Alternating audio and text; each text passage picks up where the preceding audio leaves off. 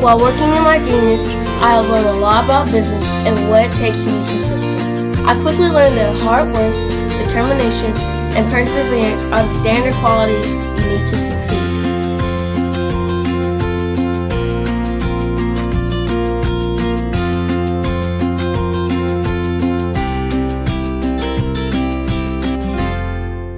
However, in my 4 years as a business owner, I have learned things that you can't learn from a book, like the true meaning of customer service.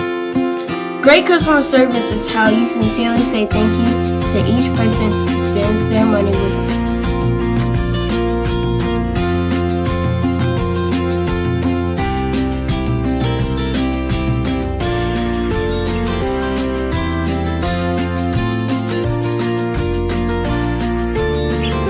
I have learned that there are more people praying for me to succeed than those who are not.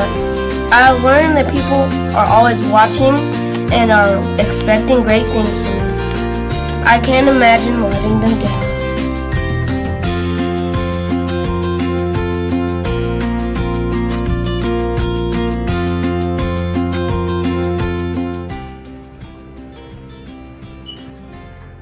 I have learned that I must lift as I rise, and that I must be my brother's keeper.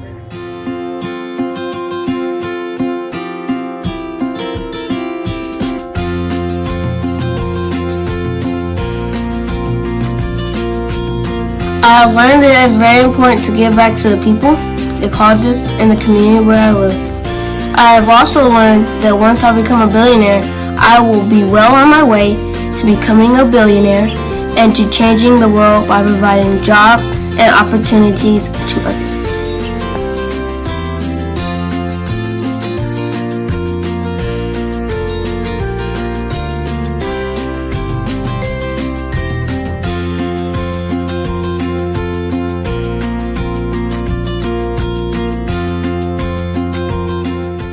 I'm Boshell, the little icing dude, and my genius is coming.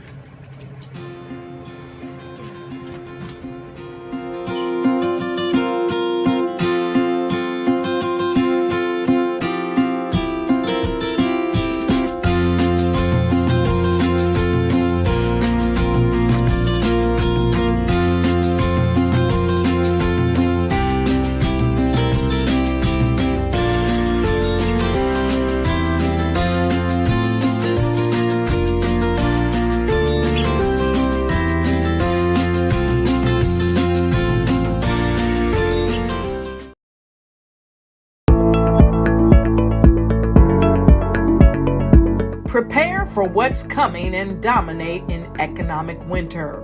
Stand strong and thrive by showcasing your great products and services globally through the Black Business Network and Black Business Olympics. The Black Business Network has showcased over 2,000 companies with over $7 billion in sales each year. Over 10 million attendees have viewed the rebroadcast each month.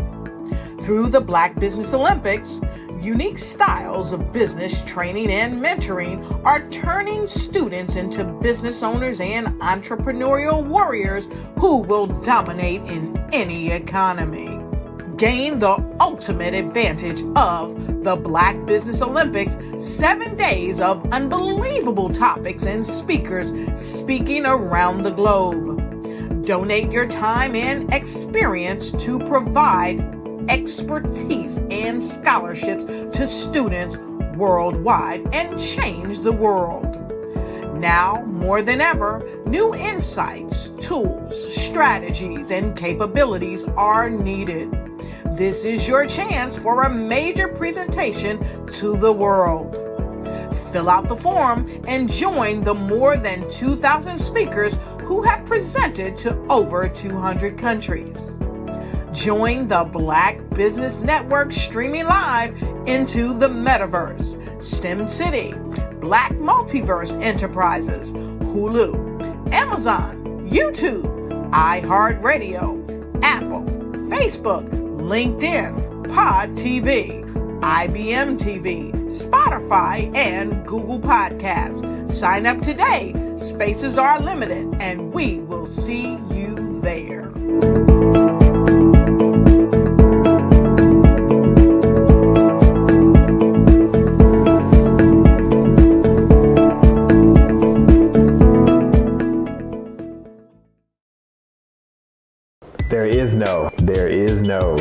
There's no one solution to dismantling racism. There's no one solution to decentering whiteness or supremacy. I am Merrill Holloway, and I'm the executive director of NC 100. NC 100 is based in the Central Piedmont region of Rockingham County, North Carolina. We are located centrally in the state, and we are connected to local leaders, but we are also connected statewide. We are connected to people who believe in community organizing, and that is a way to help build a better North Carolina. So everybody knows about the Tulsa, Oklahomas and the Durham, North Carolinas, and the rich history of black economic development and all those things, and the race riots in Wilmington.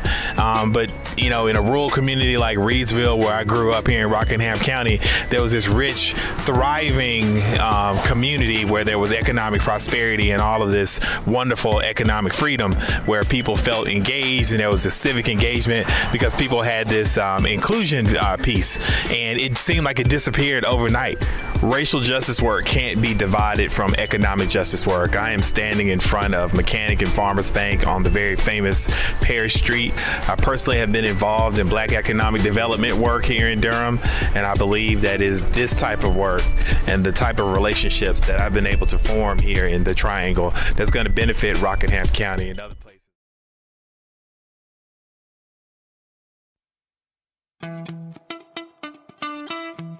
How many times have you been asked to help someone you didn't even know, a student, a business entrepreneur? Or did you ever even ask, where did they end up? That business, that friend, that entrepreneur. Well, just maybe they ended up in a gang, bankrupt, homeless, or worse, dead. Maybe they turned to crime, drugs, and alcohol. Did you ever wonder? Did you destroy their dream, or was your life always so easy? At the Black Business Olympics, we started a movement to help students complete. Give them hope and foster success. Help them to leave their dreams of providing laptops, computers, and up to $5,000 in scholarship funds. Today, we ask you to help a student, a business owner, or an entrepreneur to realize their dreams by sponsoring them, supporting them, and buying from them. Consider this. With $1.6 trillion in our black community, we only ask for a small donation for our students, our businesses, and our entrepreneurs. And you can change a life today. So I ask you, what are you going to do? Sit on the sidelines and watch our students in high school be losers, miss out on their dream from lack of resources? Or are you going to donate to the movement and change their future and yours as well?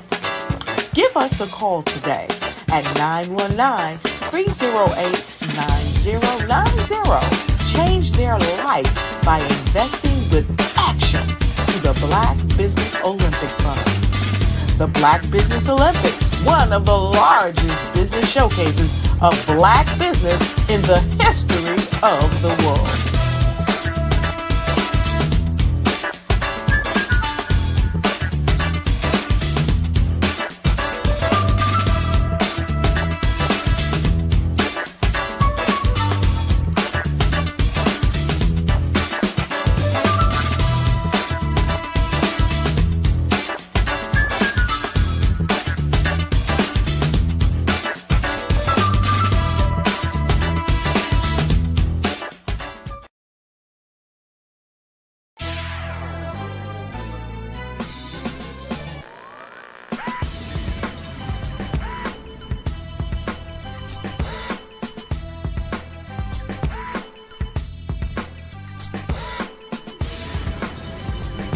You are watching The View from Hampton U, exploring Hampton University's rich history, the past, present, and promising future.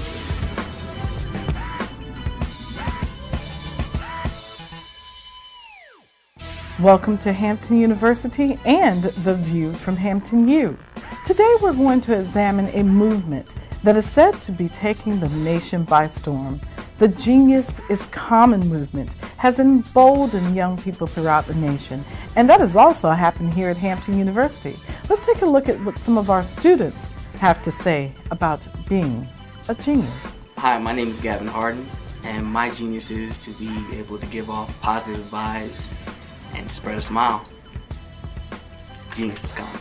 My name is Brianna Lomax, and my genius is artistic expression through writing and showing compassion to everyone I meet. Genius is common. My name is Atia Strange, and my genius is the power of expression. Art is universal. I sing, I draw, I film, I photograph. Genius is common. My name is Maya Harris, and my genius consists of all the gifts that God has given to me. I am a giver, I am passionate about bringing ideas to life, and I have mastered the concept of finding the good in everything. Genius is common. My name is Diamond Sigmund. My genius is acknowledging the beauty in my own mistakes while challenging others to do the same in order to cultivate and grow. Genius is common. My name is Almajid Edwards. A lot of people think genius is about being talented or being smart. It's not true. Genius is about influence. Whether it's an equation, whether you're reading or writing, research, harmonies, what have you, genius is about the opportunity, the moment of impact where you can influence another person and uplift them. My genius is poetry. Genius is common. Hampton University has a long-standing history of supporting geniuses and the movements that they create. For example, General Chapman Armstrong established this great institution in 1868. And did you know that Booker T. Washington was also an alum of Hampton University? I could go on and on about the geniuses who've come through these doors and have exited to go out into the world to make a great difference. That's what's important to us. That's what's important about the Genius is Common movement. What is your genius? You should take the time to think about that today. So thank you for watching The View from Hampton U. And remember, genius is truly common.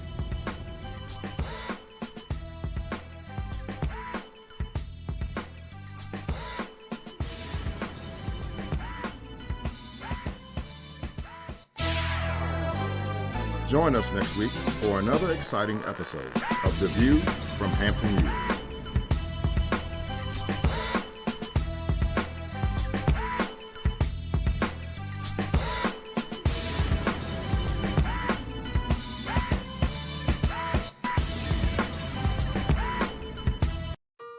Hello, this is Israel, and I am CEO of Daydreams Interactive and author of Princess Planet. So, genius is common, and as a kid, I loved to daydream. Even as an adult, I love to daydream. And when my daughter became 6 and loved princess characters, but we just could not find the diversity that showed her, we created our own characters. So, for instance, you have Princess Nulu right here. Princess Nulu is from Uganda, and her genius is that she loves to take care of animals. She can actually even listen and hear what they say. And then we have Princess Isabella right here. Princess Isabella, she's from Cuba, and her genius is biochemistry. One day she hopes to eliminate disease. Then we have Princess Nia right here. And Princess Nia is based off of my daughter, and she is what she wants to be, the greatest dancer alive. So that's her genius. So what's your genius? My genius is my imagination. Genius is common.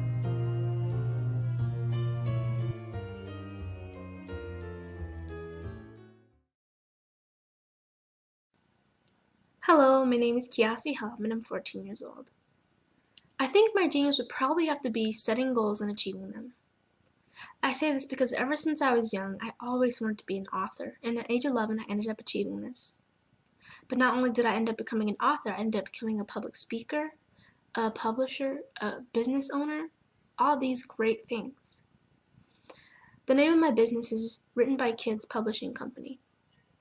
I decided to start this company because I thought it was important for me to help kids my age express themselves through literacy and just achieve their own goals.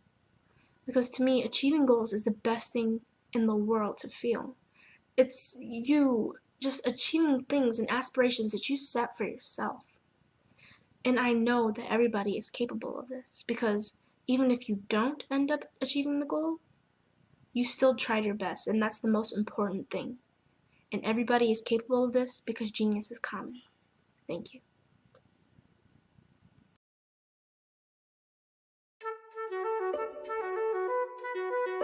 This is Dr. Arnold T. Petsworth. Yes, that's his given name. No, don't look.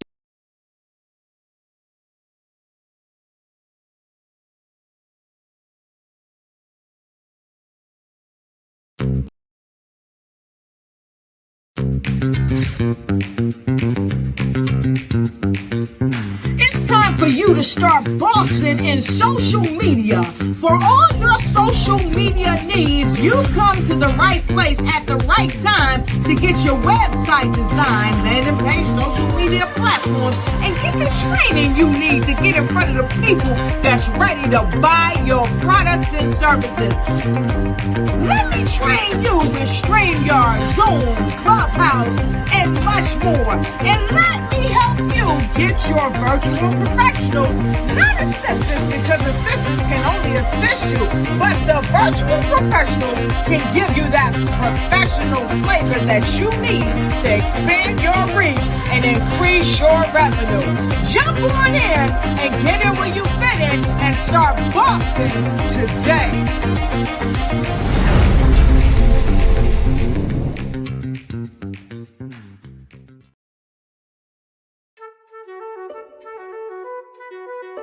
This is Dr. Arnold T. Petsworth. Yes, that's his given name. No, don't look into it. He's the owner of Petsworth Vet World, a veterinary clinic in Hopton, Connecticut. His patients include dog, cat, turtle, cat, turtle, frog, hamster, fish, Goldie,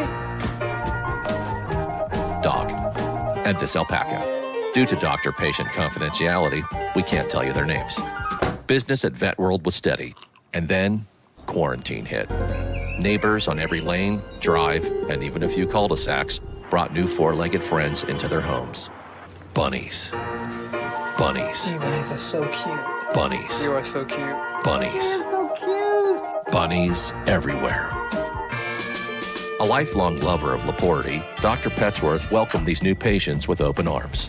Hi, how you doing? How is she? Did you meet Jackie? Jackie, Barbara, Jackie? This is Betsy. The only problem?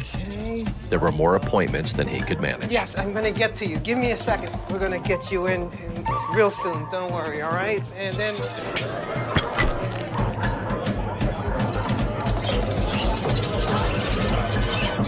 That's when Dr. Petsworth turned to his American Express business card, which offers spending potential that's built for his changing business needs.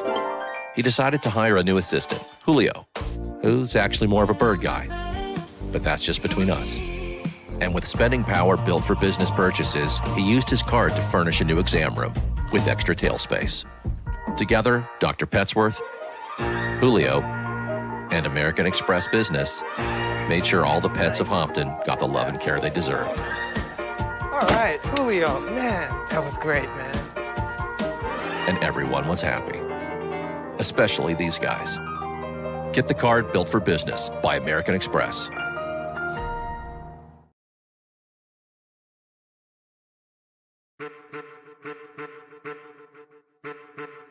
I am a child of the Most High God. He has gifted me in ways that I could not even imagine and didn't know.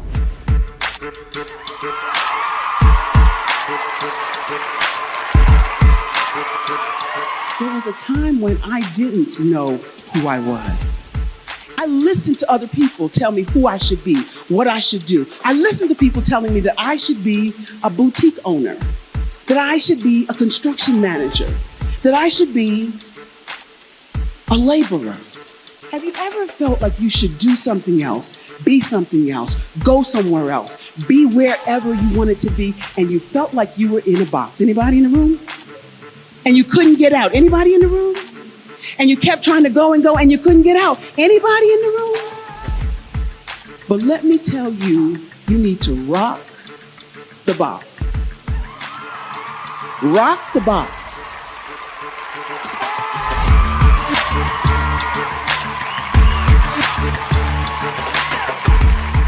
I am engaging, inspiring, and empowering.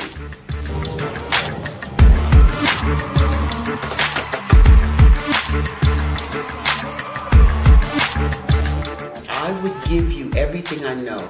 Just by touching you, if I could, by osmosis, give you every single thing I've learned, I've gone through, I know I would.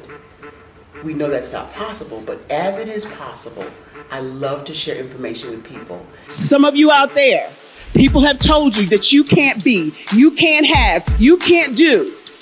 But I will tell you, like Kingston said, you can, you must, and you will. If it's to be, it's going to be me. You got to say it. If it's to be, it's going to be. If it's to be, it's going to be. If it's to be, it's going to be.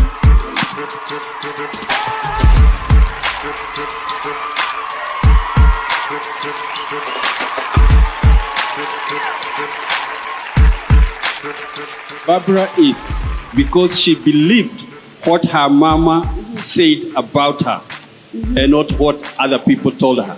Every day you wake up, when you're in a situation, it's your choice whether it's an advantage or the disadvantage. She gained her confidence and her life, and now she is a testimony.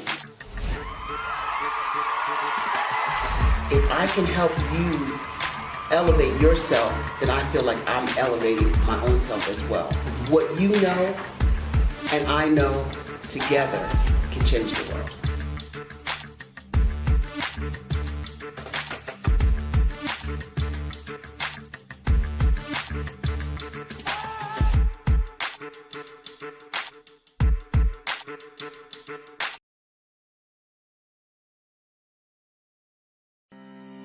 Are you aware that showing off your expertise can gain customers and position you as an expert in your industry? Consumers need confidence to purchase, so let us showcase your knowledge by interviewing you for a 3 to 5 minute video. We'll position you as an industry expert with a customized interview style video, and for a limited time, we'll cover all production costs. Click this ad or call now for all the information. You'll want to experience the same 5-star service our customers love. So take advantage of this one-time offer. Click this ad or contact us now.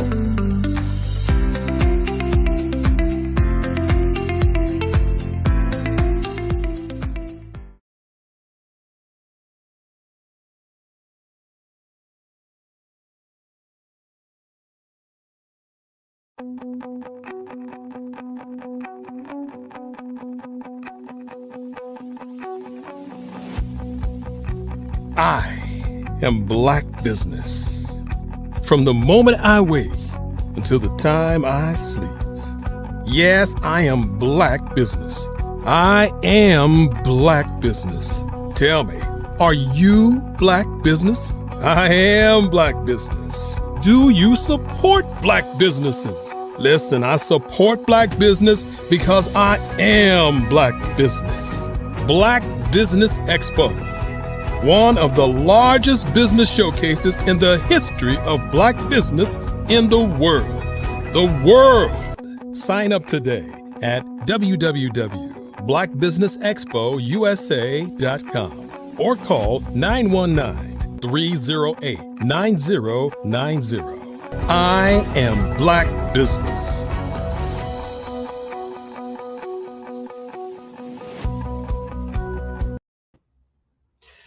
Good afternoon to you, business owners, entrepreneurs, thought leaders, and corporations.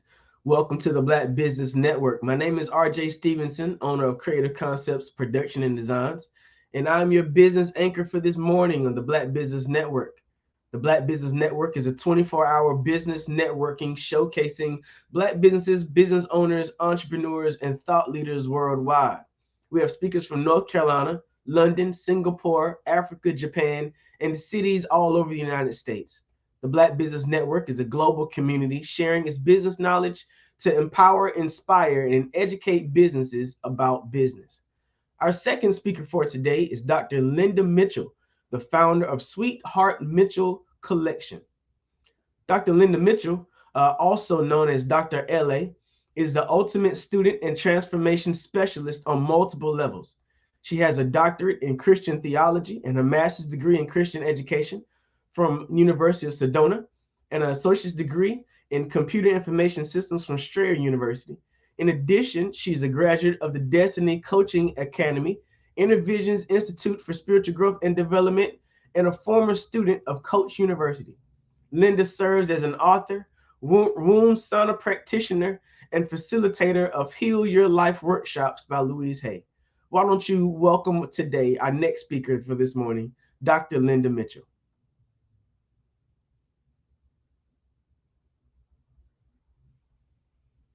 Good morning, RJ. Good morning, Dr. Mitchell. How you doing? I'm amazing. How are you? Great, great. It's wonderful to see you this morning, and thank you for all you're going to share today. Thank you. I'm glad to be here.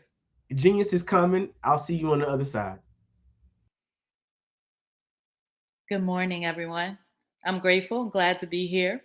Today, I'm going to allow my husband to support me and interview me through this process so you can understand how I am living the dream, leaving corporate America, and every day living my dream that I once thought about. So I'd ask that you bring my husband, David Mitchell, on. Perfect. Good morning, sweetheart. Good morning, sweetheart. Welcome to the show. Appreciate you being here. Thank you. I'm super excited. Well, today we're talking diversity, inclusion, and equality. And the topic today of the actual show is leaving corporate America to follow your dreams. Yes. So are you ready to get this thing started? Let's do it. All right, let's get this started, okay? Listen, my name, everyone, is David Mitchell, as my wife stated, and I'm honored to be interviewing my wife, my friend, my business partner, my queen, Dr. L.A. Linda Mitchell of Sweetheart Mitchell Collection. Listen, Dr. L.A., listen, I just want to ask you, what is it like to leave corporate America? And what makes you qualified to even talk about this topic today? Ooh, what is it like to leave corporate America, especially after having the desire to leave corporate America and go full time as a successful entrepreneur? It's an amazing feeling. It's a fulfilling feeling to live my dream every day. I'm qualified because I did it, and I did it successfully. And I continue every day to build off of that success as an entrepreneur. I remember thinking, dreaming, desiring it. I remember the hunger that was in me, the desire that was in me, the drive that was in me to be a successful full-time entrepreneur, providing jobs in the community, serving the community in a way that allowed me to give back. I've always been a pioneer, a trendsetter, you know, and always wanting to educate and teach other people on how to live healthy, live their dream. And I'm doing it. Behind me is my state-of-the-art kitchen that I work with my husband, David, in on a daily basis to make health and wellness products, to support our community and to support ourselves. Because we have to put our oxygen mask on first before we can support anyone else. Absolutely. I appreciate you giving us that response. That was a wonderful, wonderful answer. Thank you. Now, in transitioning here, it's a lot to discuss because when you leave corporate America, you know, it's a lot that we have to get into today. And I just want you to take your time and answering the questions because we really want to educate our audience today. Why is this topic so important to educate our viewers about? For me, this topic is really important because I want to turn around and pay it forward. And what that means is someone reached out to me and supported me as a mentor when I needed support. They helped me, they encouraged me, they inspired me, my pastor, my first lady, my husband, my friends. It's important for me to turn around and share that information with others to me because I'm passionate about encouraging people to allow their gifts to make room for them, like I did. My gifts make room for me every day. And sometimes when you're working in corporate America, you're working your job on a daily basis, you just can't see how or when it's going to happen. When am I going to be able to make that move? When is it going to? And you get frustrated. You really do. And discouraged. So it's important to me because I want to encourage those that have that desire that's burning in them to never give up, no matter what it looks like, to stay focused and encouraged, and to make sure that they support themselves by surrounding themselves with people that can encourage them when they're feeling that frustration and feeling like, I just don't see how this is going to happen, but there's this light in me and this fire in me that I just can't allow to go out. And I just want to allow myself to turn around and help someone, to mentor them and inspire them through me, by me being an example. I'm very passionate about that. That's important to me. Wow. Great information. I mean, this is wonderful. Yeah. How would you, Dr. L.A., factor, time management into this? I mean, how do you manage your time? Obviously, you're very busy. I am very busy. And you would never think leaving corporate America or leaving a job that you would actually work more as an entrepreneur. But we do. Yes. We work more hours as an entrepreneur than we did when we were in corporate America, because when you have a job, you can punch out. You're going to work 8 to 5, right? And you get off at 5 o'clock, you're done with your job. But as an entrepreneur, we're wearing so many different hats that you never thought you would wear. You go into the business because you're passionate about health and wellness, passionate about sharing and encouraging others to live their best life by being healthy every day. And then I realized that, wow, I've got to learn how to package these items and ship them out. So when the customer opens that box, they're excited. It smells good, it tastes good, and it feels good, right? That's a whole different experience that I have to learn how to do for my business to be successful for branding purposes.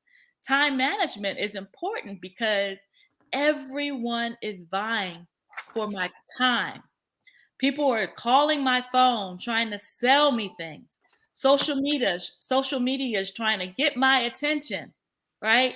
To go to their website, go to my page. Everybody is vying for my time. I feel like time is the new real estate. Everybody wants everybody else's time. They're trying to get my attention. And it's important for me to manage my time and focus, because every decision that I make about my time impacts the success of my business. If I spend time flipping the channels every day on the TV and watching movies, that's time I've wasted, right? If I'm sleeping in, Dr. Kelly always says that extra hour, getting up that extra hour, that gives you 365 hours additional in a year, just getting up an hour earlier. I get that. Every moment of my day matters because my business success is relying on how I manage my time. So time management is absolutely critical. When I worked in corporate, a lot of the skills that I learned as an executive, I use in my business. I used a planner every day to write down what my day looked like, what my schedule looked like. And I still use that daily. I'm old school. My daily planner that I write in, I write what my schedule looks like, my to-do list, and the things that I'm not able to accomplish that day, I transfer it over to the next day. So managing my time and using a time planner, being focused on my to-do list and the things that I need to prioritize and get done in that day first and foremost, are at the top of that list, right? And then as I go down that list, I write down the things that are not as important, but still need to be accomplished in that day. So time management is critical to my success as a business owner. Wow. I definitely know how important time management is. And when you're a small business, obviously it is even more so important, because as you continue to grow and you continue to learn how to delegate responsibility to others, it gives you a little bit more time, but it's a process along the way, because we know how we like our products. We know about the love and the passion that go into it.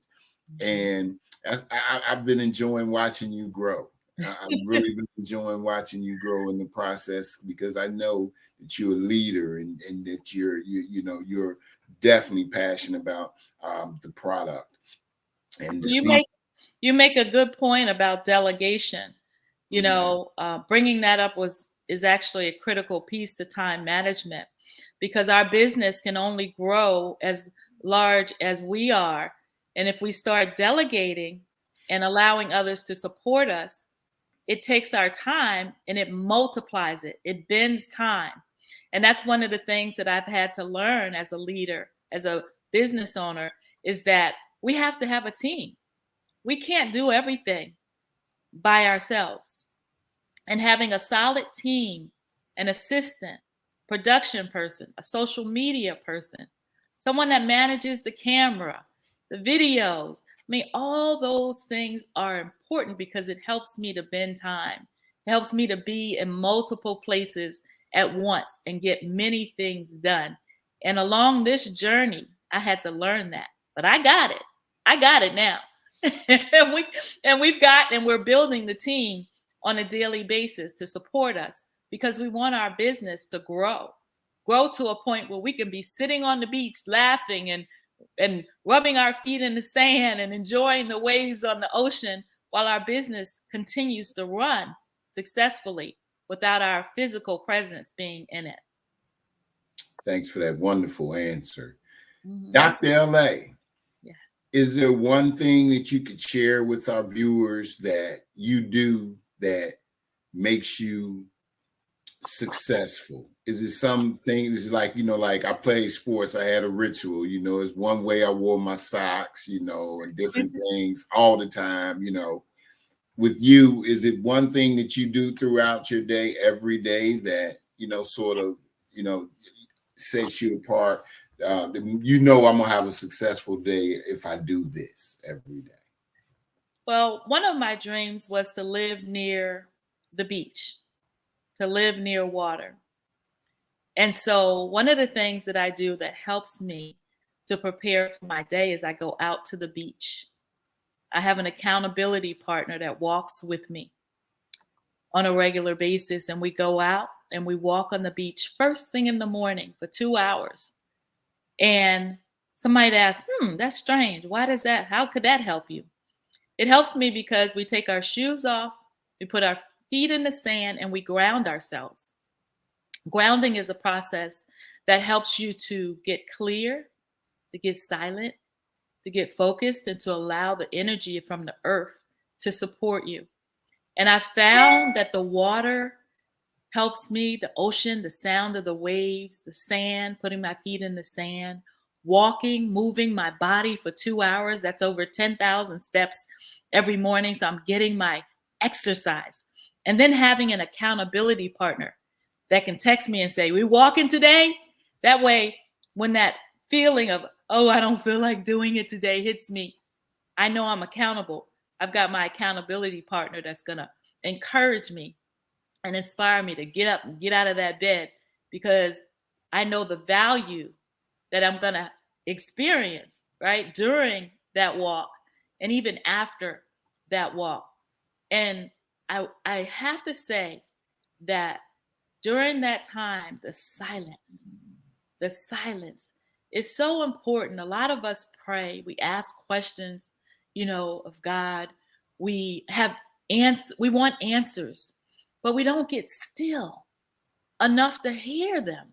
We're moving all the time, thinking, doing, the very answers that you need are in the silence. And so having a daily ritual that allows you to hear, that's what I've discovered, to hear, to get in a space where I feel happy, I feel connected to Mother Nature, and I can just get really quiet and allow the solutions to come to me. That's what I would say my daily ritual has been to support me. Listen, great nuggets.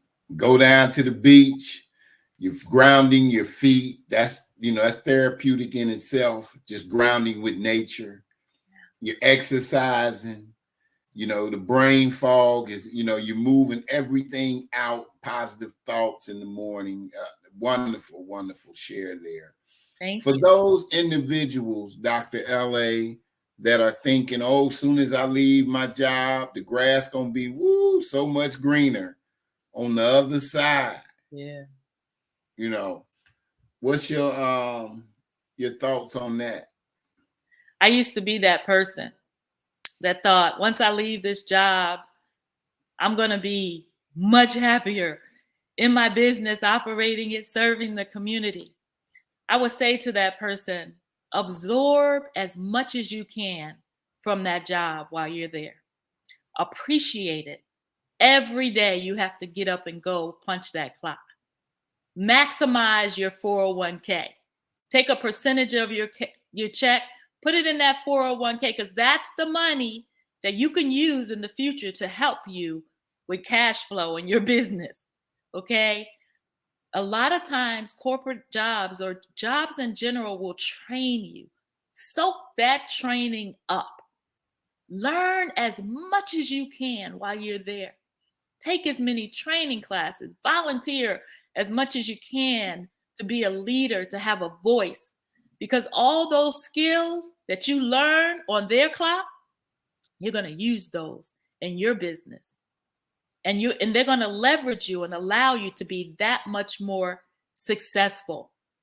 So I would say, remember that you take yourself everywhere you go. So if you're not happy in that job, you're not going to be happy as an entrepreneur.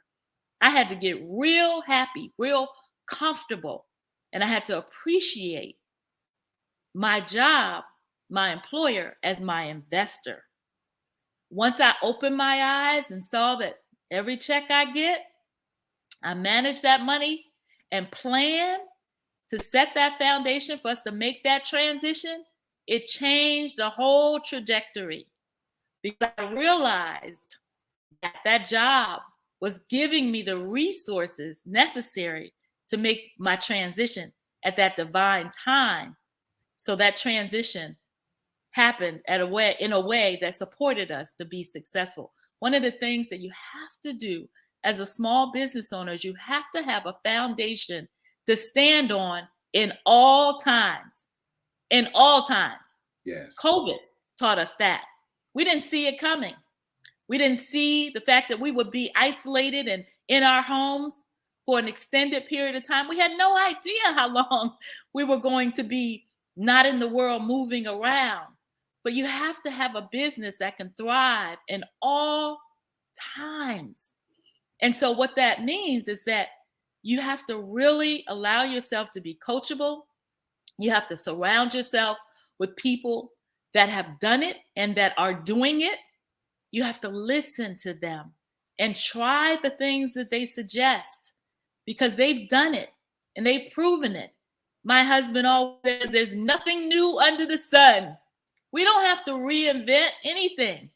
It's already out here. All we have to do is seek, research, pray, allow the answers to our prayers to come, and then listen. Get still and listen, because the answers that you are seeking you.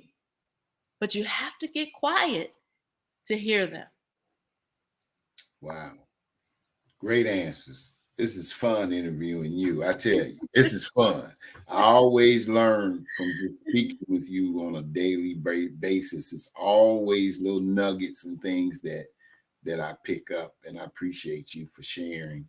Why is it so important, Dr. C. Moss, for individuals who are not just entrepreneurs, but we're going to leave it with entrepreneurs, but to look inside themselves and make sure that they're happy inside each and every day? Yeah, it's critical to your success because you take yourself wherever you are. So if you're not happy in one situation, you're taking that unhappiness into the next situation. A lot of times we think when we get that car, we're going to be happy. When we get that big home, we're going to be happy. When we're a full-time entrepreneur, we're going to be happy. It's never moving to something. You have to find that happiness in the moment. You have to find that joy in the moment where you are. It's critical to your success because if you're waiting for that next thing to happen, you're looking for something externally to bring you joy, something outside of you. You have to bring your joy to yourself, right? Self-preservation is the number one rule. I tell my husband that all the time. People are always thinking about themselves. They're not thinking about you. You're waiting for that, promotion, or you're waiting for that person to come into your life, that love life, right? You have to focus on you, and you have to make your life happy and joyful, and you have to make yourself happy and joyful. It's your job, nobody else's. If you're looking for your husband or your spouse to make you happy, no, you're responsible for your happiness. And then once you make yourself happy, watch how your world changes. Watch how that spouse or that husband starts making you happy. Watch how those coworkers start aligning up with your happiness, or that boss at work or supervisor at work starts lining up with your happiness, because how you treat yourself matters first, number one. And people are only a reflection of what you believe and what you think about yourself. So if you're not happy, watch how your world shows up. Things that'll happen in your day to keep you unhappy. So you have to find your joy. It's important. It's really critical to not look outside of yourself for happiness and success, and to check in and ask yourself, am I happy today? What do I need to do to make myself happy, to bring joy? And it's really amazing how priceless things that are, simple, like walking on the beach, right? Or allowing my feet to hit that water, those waves in the ocean, or allowing myself to just look at the birds flying by, the seagulls, how that could bring me so much happiness. You have to find what brings you joy. And a lot of times it don't cost you nothing. It's free. It's the simple things that bring you joy. And believe me, once you start finding your happiness, finding your happy place, and create a daily ritual of allowing yourself to go there, be present in it, and to feel it and to feel that joy, your life will change. And I'm talking from experience, because I used to be that one that looked externally, to my mate for my joy. No, that's not it. Once you find your happiness and your joy yourself, your mate will show up. That job will show up. That home will show up. And then you take that happiness into that environment, that joy, that excitement, into that atmosphere. That's my answer. Great answer. Great answer. Dr. L.A., moving right along. Now that you have accomplished yourself away from corporate, you've transitioned, and you're living your life now as an entrepreneur. How is it? Is it all that you thought it would be? Ooh, and more. And more. All right. One of the things that I love about being a full-time entrepreneur is I get to manage my schedule and my day. So that means if I want to take 5 minutes and go to the beach and just sit in my car, or get out and go walk on the water, walk in the sand, I have a choice. And freedom is having a choice. When I can choose my own schedule and choose how I manage my schedule and choose what I do in that day, that's freedom. Yes, it's everything that I thought it would be and more. And I believe that that's why that burning desire was in me when I was in corporate America. And I know that there are others out there that have that burning desire. They want to leave their corporate job so bad, or leave that job so bad and just do what they want to do. It's important. It really is important for you to make sure before you take that step that you are prepared, that the foundation is set before you make that move. And sometimes your employer may get on your nerves. Yeah, they may make you frustrated. Those coworkers, right, may annoy you. You have to ignore those things and allow yourself to be fully focused on your vision, on your goal, putting things in place so the foundation is set for you to be solidly working successfully in your business, on a day-to-day basis. Because there are some things that happen as you start working full-time in your business as an entrepreneur that you weren't expecting, that you may not be prepared for. There's some hats that you're going to put on that you've never had to wear, right? And you may not have the resources to hire somebody. So you might have to spend some time learning how to do that until you get to a point. Like if you've never managed your books, maybe you're not good at accounting and, making sure your assets are greater than your liabilities, and, learning terms in your business that when you hand your books to your accountant, you're confident that your accountant is going to give you good news at tax season.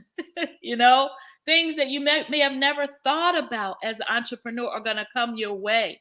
And the stronger that foundation is that you've set is, the better you'll be able to handle them without the financial stress on your back. And that's really important, because if you're worrying about how the bills are going to be paid and you're worried about how you're going to manage your finances on a daily basis, that financial burden will take you down. It will take you down. I think that that's why a lot of small businesses fail, because they don't have the cash flow to make sure things are operating at all times, in all situations, and it becomes a distraction that keeps them from operating in their passion successfully on a daily basis. Great answer. Listen, moving right along, what advice, Dr. C. Moss, would you give someone out there that's probably still working in corporate but has a really nice side hustle gig? They really got a great hobby that can maybe make them some type of lucrative money. Or what advice would you give them, and they're trying to transition on over into making that a full that hustle, that side hustle, into a full-time entrepreneurial position? I used to be that person. So I would say, take your time. Go online or go to the small business center in your city and get a template of a business plan. Find yourself a solid template of a business plan and fill it out.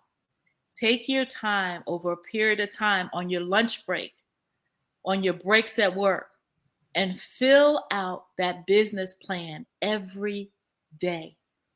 And look at it and read it and edit it. You're on their clock, but they give you time at lunch and breaks to take the time to do this. What it does is it puts you in that mindset of clarity. You need to get really clear of the areas that you're strong in and the areas that you're going to need support in. And as you're writing that business plan, you're going to get more clear. And you're going to need to reach out for support. You cannot do everything by yourself. You're going to need a team. You're going to need resources. And the Small Business Administration in your area has a lot of resources that are available for free to you as a small business owner that can help you and encourage you in those areas that you're not as confident in. And so I would say every day, that's one tip, print that business plan out and write it out every day. Every day, fill it out. What's your mission statement? What's your vision statement? And take your time. Don't rush it.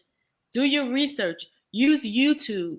Use the resources that are in the Small Business Administration Office to help you to master that business plan as best as you can so you can know how you're going to move forward as you complete that business plan. That's one thing that I would suggest to them.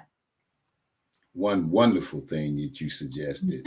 Listen, Dr. Simons, is it anything that you could also let our viewers know, something that you incorporated or that you wish you would have incorporated when you were still in corporate America? Is there anything you could have done that would have helped you prepare you for corporate, for entrepreneurship when you were, is something you wish you could have done differently? I am the type of person that takes a lot of training, that does a lot of research. I'm always the one to volunteer myself for things. And I did a lot of that in corporate America. And I wish I would have done it more. I wish I would have asked more questions about, like, what training can I take? I'm preparing for a supervisor role or a role in the executive level that goes to the next level. What trainings can I take to prepare myself for that? Trying to get as much training as I can in me, right? As many skills and resources and books that I can utilize in my business as a full-time entrepreneur while I'm working my corporate job. I would have done that and taken it to the whole new level. I would have asked a lot more questions about what was available, and then I would have taken a lot more classes and a lot more maybe college courses, right? In my mind, I'm thinking about my full-time entrepreneur, right? But, you know, I'm on their clock learning that information. So when I transition, I could take that information and I can apply it. And to add to that, people. We need people. I would have gotten a lot more mentors in my like Rolodex or my phone that I could call and reach out to ask questions, you know, based on their success and their expertise, and allowing them to be at the mercy of my dialing their phone number to just ask them a question because they've done it and they know it, and I don't have to reinvent it. So I would say I would have built my Rolodex and my contact list up a lot more. Yeah. Networking is so important. And it's how you network. A lot of us, you know, we have information, we know people, but how are you utilizing those contacts? Is everyone benefiting, you know, from each other, or are we just a number in the phone? Yeah. You know. Thank you so much, Dr. Mitchell. You know, for being here, the Black Business Olympics. We really appreciate you so much. And I know that I personally appreciate you. This has been such a helpful and informative interview. Would you please allow everyone to know how they can engage in your world and you can help them in terms of purchasing some of your amazing products and services? What about your holistic health coaching? Can you speak a little bit about that and some of your products before we go, and how can we reach you? Yes, absolutely. I am a certified holistic health coach, and I offer consultations to my clients to inspire them to be happy and live a healthy lifestyle. A lot of my clients have high blood pressure, high cholesterol, diabetes, they're pre-diabetic, some even have cancer, and they just want to live a happier and a healthier lifestyle. They've been eating some things that they grew up eating over and over and over again that were not healthy. Burgers and French fries and fried foods and, you know, a lot of pork. And when you get to a certain point in life, if you're not detoxing your body on a daily basis, those things that you've been eating, they catch up to you. A lot of times when we were younger, we would run outside and play outside, and we would sweat. And that's a detox right there. When you sweat, you're getting that extra salt, that extra fat, that extra sugar out of your body. But that's not happening anymore. A lot of us are sedentary. We're not moving our bodies as much as we used to.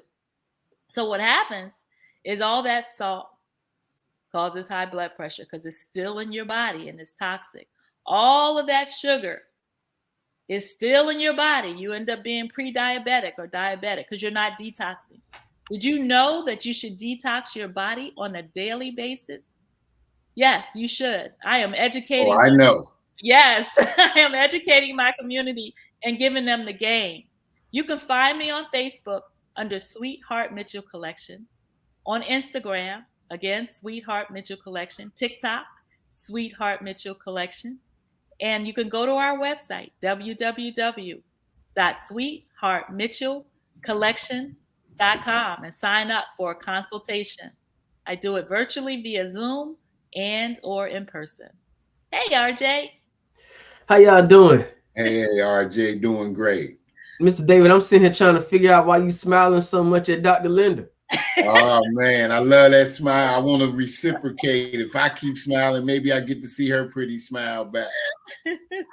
Wonderful. You all did a great job. Thank you so much for sharing with us all of your knowledge and expertise this morning. Thank you, RJ. Thanks for having us. Thank you all so much. Genius is coming, and I'll see you on the other side. Absolutely.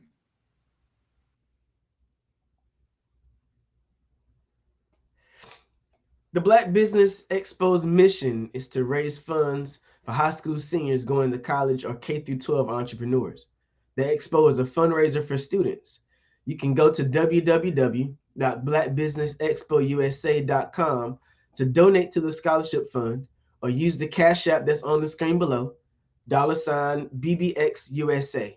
Again, to donate to the scholarship fund, go to www.blackbusinessexpousa.com or use the Cash App below, $BBXUSA. Our goal is to give laptops and up to $5,000 to 10 students. Students can register online at www.blackbusinessexpousa.com. Every dollar counts, so we want to remind you to donate to the scholarship fund. We want to thank our Black Business Expo USA sponsors: NC100, Black Leaders Worldwide, Growth Empowerment and Motivation Support, LLC, Executive Women's Success Institute, Sweetheart Mitchell Collection, Carolina, Virginia Minority Supplier Development Council, Creative Force Studios, Work the Thing Supplements, Lotus Richey Ignites, Business Group Network, First Atlantic Insurance, Moody Capital, BHS Associates, Lee Entertainment, Artistic App Design, Margie McLean Foundation, Live Shackle Free, Unique Different Enterprises, Technical Consulting, Black Multiverse Enterprises LLC, Genius is Common, and Black Business Expo USA. Genius is coming. I'll see you on the other side.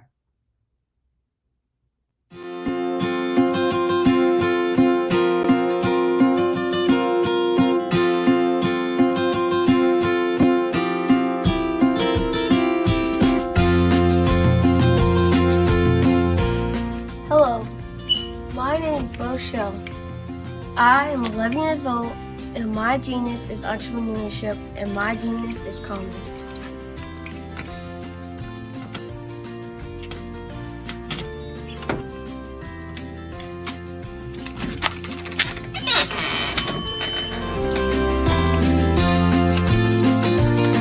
I have been hard at work, and my genius since the age of 8 when I asked my parents to buy me an ice cream cart for my 8th birthday.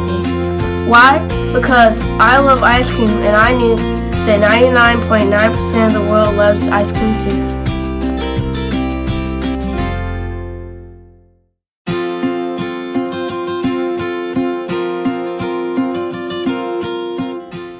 I started my business because I wanted to make my own money, give to my school's missionary, help my family, and buy my own toys.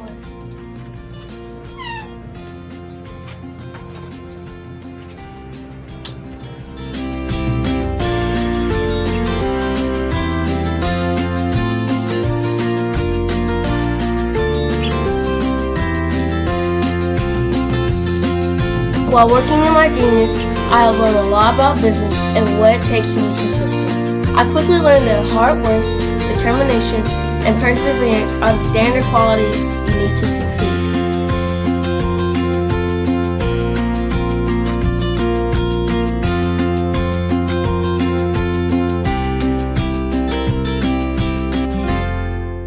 However, in my 4 years as a business owner, I have learned things that you can't learn from a book, like the true meaning of customer service.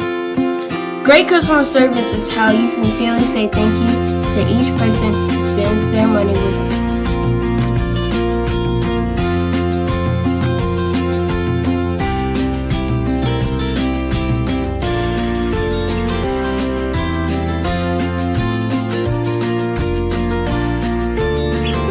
I have learned that there are more people praying for me to succeed than those who are not. I have learned that people are always watching and are expecting great things from me. I can't imagine letting them down.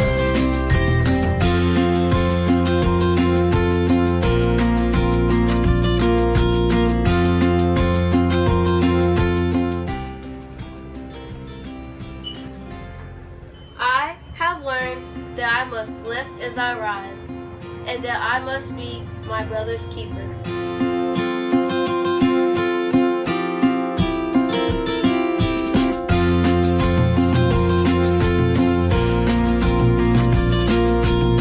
I have learned that it is very important to give back to the people, the causes, and the community where I live. I have also learned that once I become a billionaire, I will be well on my way to becoming a billionaire and to changing the world by providing jobs and opportunities to others.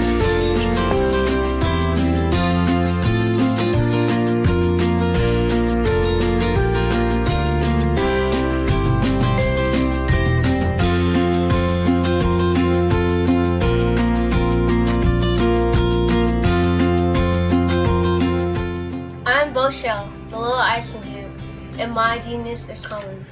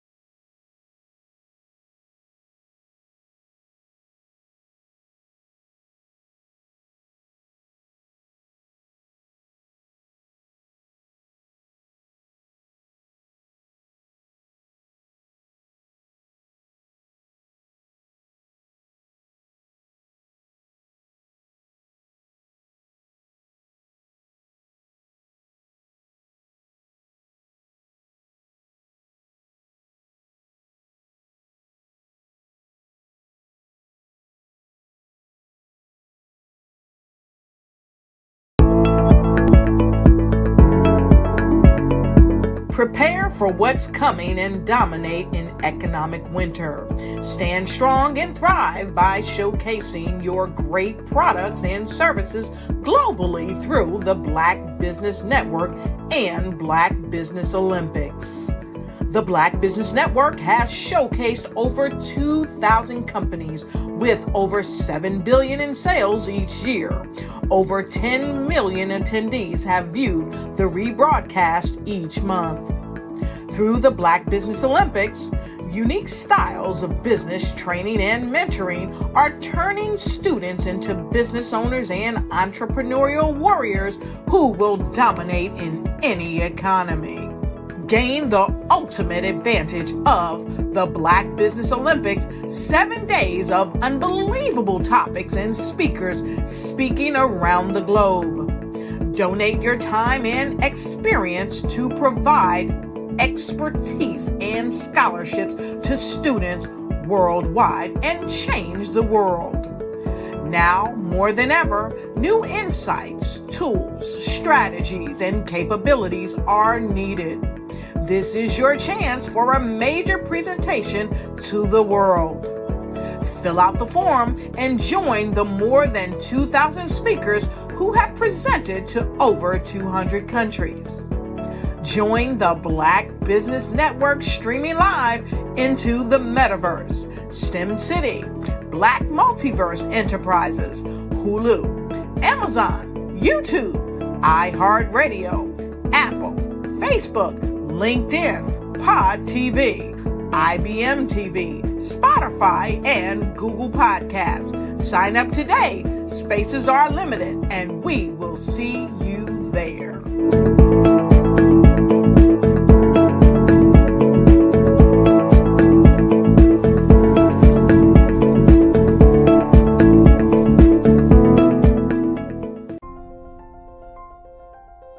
What if you could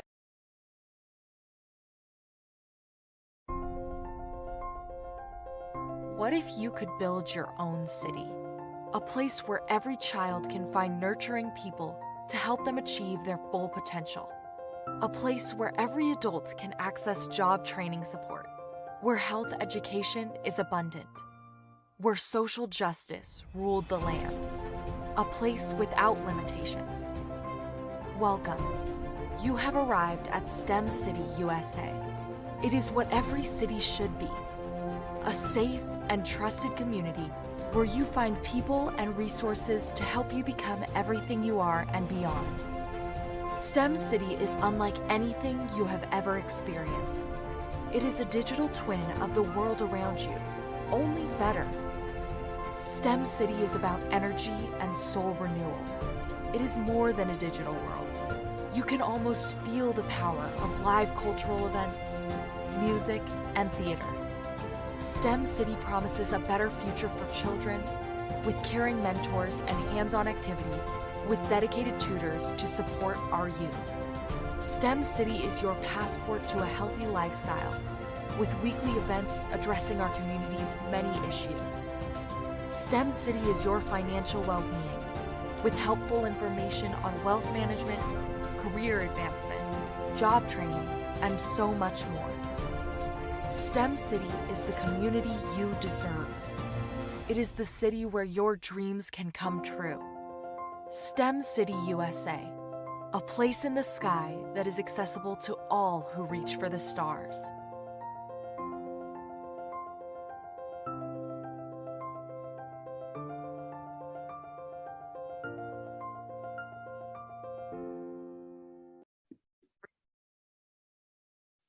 Hello, I'm Dr. Madeline Ann Lewis, President and CEO of the Executive Women's Success Institute. And my genius is helping women accelerate the path to success. You know, I was blessed to have strong women in my life who encouraged, motivated, and pushed me to do my best and to never even think about giving up on my dreams. So I say to women, we must show up to rise up. We have talents and potential, but who will see them? if we don't speak up and get noticed. I know that women are a tremendous resource on this planet, and there is nothing more fulfilling than helping a woman tap into her full potential. I do this because I want to be a part of helping as many women as I can to show up, to rise up. I do this because genius is common. As women, you and I will contribute more to our organizations, more to our families, and more to our communities. When we show up to rise up, everyone wins.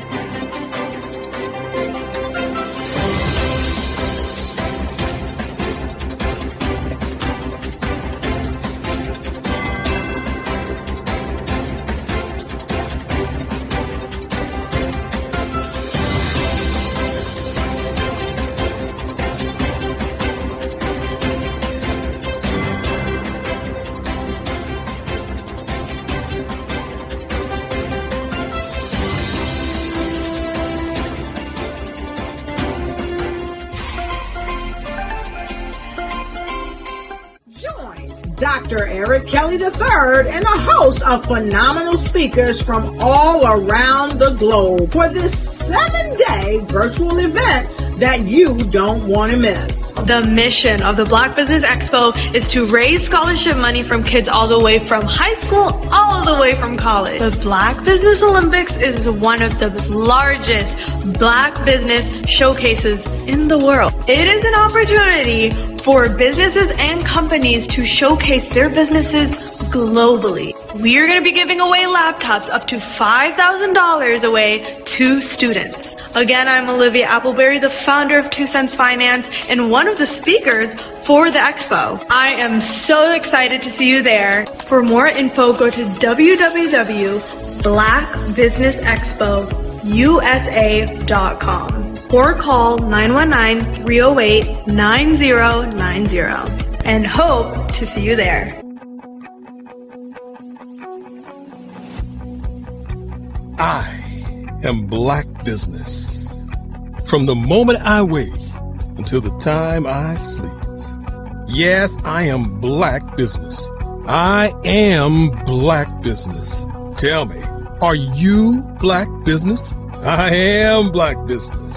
Do you support Black businesses? Listen, I support Black business because I am Black business.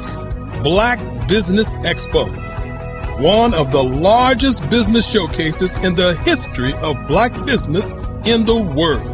The world! Sign up today at www.blackbusinessexpousa.com or call 919-308-9090. I am Black business. I am Black business. From the moment I wake until the time I sleep, I am Black business. I am Black business. Are you Black business? I am Black business. Do you support Black businesses? I support Black business because I am Black business. Black Business Expo, one of the largest business showcases in the history of Black America in North Carolina. Sign up today at www.blackbusinessexpousa.com or call 919-380-9090. I am Black Business. I am Black Business. From the moment I wake until the time I sleep, I am Black Business. I am Black Business. Are you Black Business?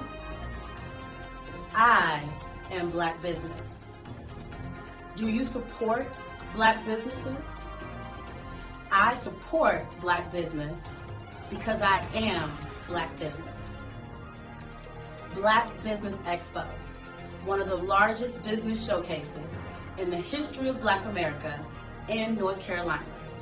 Sign up today at www.blackbusinessexpousa.com or call 919-380-9090. I am Black Business.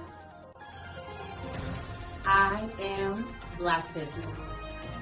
From the moment I wake until the time I sleep, I am Black Business.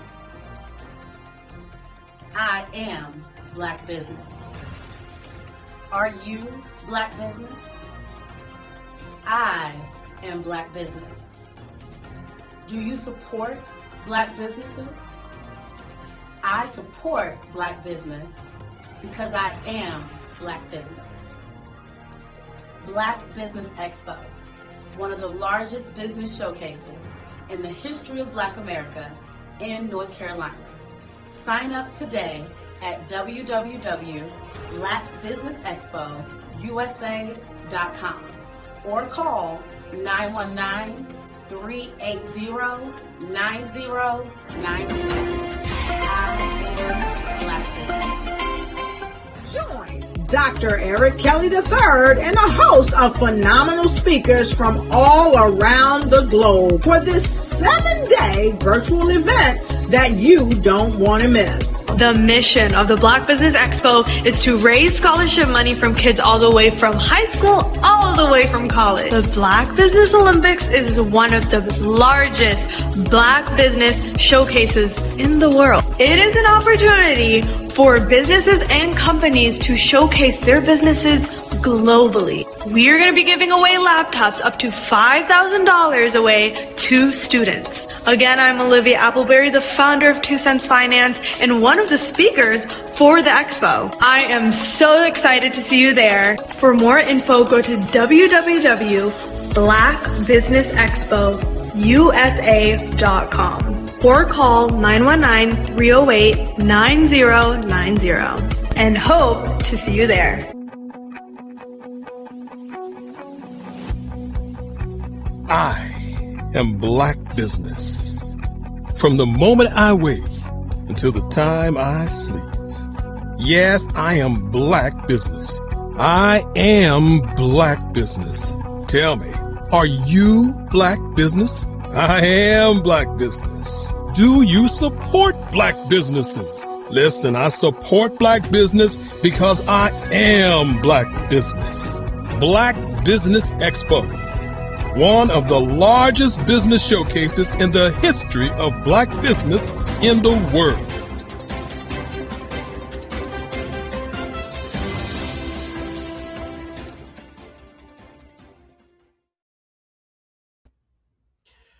Well, good afternoon, business owners. Good morning, business owners, entrepreneurs, thought leaders, and corporations.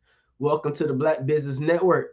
My name is RJ Stevenson. I'm the owner and CEO of Creative Concepts Production and Design, and I'm your business anchor for the morning on the Black Business Network. The Black Business Network is a 24-hour business network showcasing Black business owners, entrepreneurs, and thought leaders worldwide. We have speakers from North Carolina, London, Singapore, Africa, Japan, and cities all over the United States. The Black Business Network is a global community sharing its business knowledge to empower, inspire, and educate businesses about business. And our third speaker for today is Tondra Price. Speaker, trainer, author, and networking coach, fondly referred as the networking ninja, Tondra Price is a widely sought after networking marketing leader. She's an international keynote speaker, trainer, author, networking coach, and award-winning entrepreneur. Over the years, she's made incredible efforts to help women who desire to build a sustainable career in the realm of networking. Why don't you welcome today's speaker, Tondra Price? Hello, hello, hello. Thank you so much for that amazing introduction. I am glad to be here at the Black Business Network. Thank you so much. We look forward to what you're going to share. Genius is coming, and I'll see you on the other side. Awesome. Thank you so much. Welcome, everybody. I'm so excited to be here at the Black Business Network. Again, my name is Dr. Tondra Price. I am the CEO and founder of Ukinetic, where we are plugging into the power of networking. As we're plugging into the power of networking, I'm also the editor, chief, and publisher of a global publication, which is Tap In Magazine. And it's where we help entrepreneurs really just kind of create and increase their credibility through visibility on a digital platform. So we're doing some amazing things in that networking space. But what I want to talk to you today about is visibility. We know that visibility is so important to our business. A lot of times it is left out, or sometimes is not as important as some of the other components in our business. But take in mind, visibility is a huge important part of our business and how we grow. Hello, I'm Dr. Madeline Ann Lewis, President and CEO of the Executive Women's Success Institute. And my genius is helping women accelerate the path to success. You know, I was blessed to have strong women in my life who encouraged, motivated, and pushed me to do my best and to never even think about giving up on my dreams. So I say to women, we must show up to rise up. We have talents and potential, but who will see them if we don't speak up and get noticed? I know that women are a tremendous resource on this planet, and there is nothing more fulfilling than helping a woman tap into her full potential. I do this because I want to be a part of helping as many women as I can. I'd like you to imagine with me, if you will, opening an app where you can collaborate with like-minded individuals from around the world, get inspiration and in-app tools to launch and grow your business, as well as share your knowledge and earn compensation, all in one app. Well, the name of that app is Truso, short for Truly Social. Hi, I'm Matthew Newman, the founder and CEO of Truso. A new concept in social media, Truso is designed from the ground up to be a platform that's both social and empowering for all its users. How exactly do we do that? I'm glad you asked. First, Truso brings the world together via video. Psychologists assert that video provides a significantly more effective connection than audio only. When you enter a community on Truso, you're face-to-face. Second, on Truso, you don't have to have 1 million followers to monetize. Our business model allows all hosts and moderators to monetize, no matter the size of your following, by 1, producing fee-based content, and 2, inviting others to join the platform as subscribers. Even more, Truso has an in-app resource library with over 100 free resources, forms, and documents to help you build your brand and grow your business. Third, Truso is inclusive. The deaf and hard of hearing communities make up 360 million people worldwide. Unlike audio-only apps, Truso embraces this community, providing a networking platform that allows them to participate via video and closed captions. We even have a deaf and hard of hearing foundation in the works as well. Fourth, Truso is both social and safe. We refer to Trousseau as a virtual extension of the beauty shop, barbershop, and brainchild of the community. A place where there's laughter, along with wisdom, growth-oriented conversation, and genuine connections in a safe space. Trousseau even has proprietary security to ensure we maintain a safe environment for everyone. Where are we at now? Trousseau is live, y'all. We've launched in beta and we're acquiring users daily. We have an incredible development and marketing team, plus amazing celebrity influencers at the table, helping us spread the word around the globe, beginning within the African diaspora and beyond by creating a safe space for growth, connection, and collaboration. We're truly excited about Trousseau. We've created something special for which there is a global market. And we invite you to embark on this journey with us as a shareholder. The future for Trousseau is truly bright. Join us and let's go there together.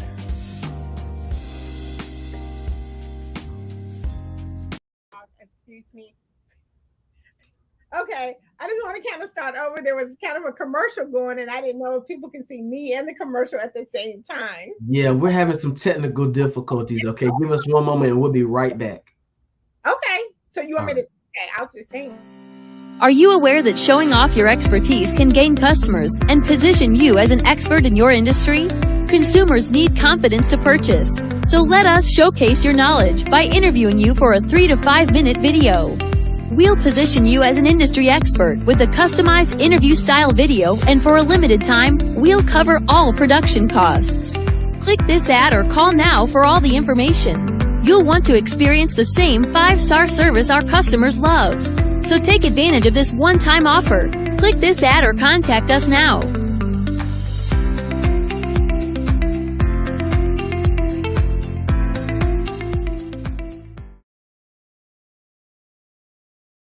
Get out of the studio. Bye.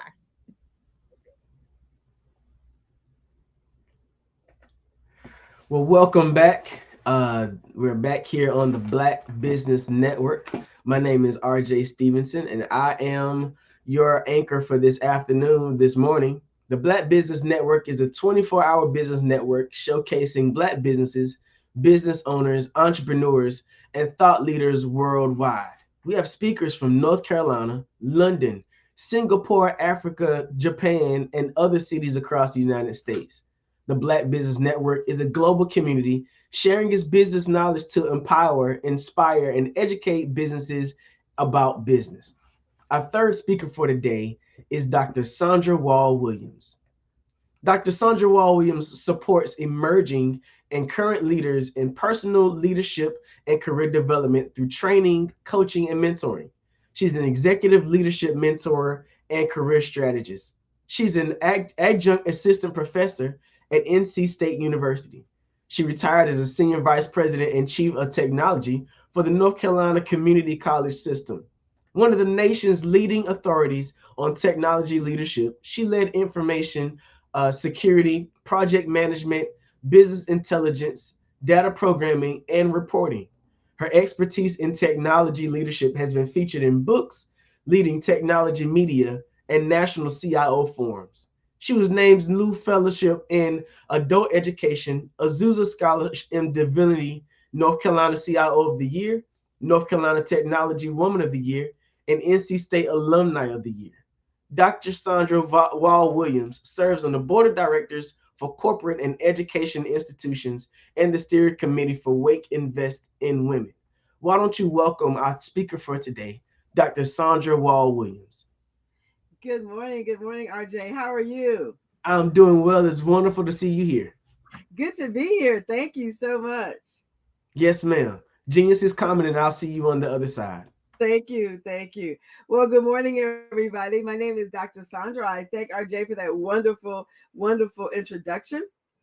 And we're going to go ahead and get right into our content for this morning. Of course, first of all, also I want to thank Dr. Eric Kelly for this opportunity to be able to come to you this morning to speak on something that's near and dear to my heart in terms of being an executive mentor and coach and a career strategist. And that is carrying out your vision with confidence. And let me tell you a little bit about me, and then you'll see how this topic sort of came to be, and why it's near and dear to my heart, and why it's also so important for entrepreneurs as you begin to carry out your business, as you begin to go forward with your business, why this is so very important. And really, I say it's important for entrepreneurs, but it's really important for everyone.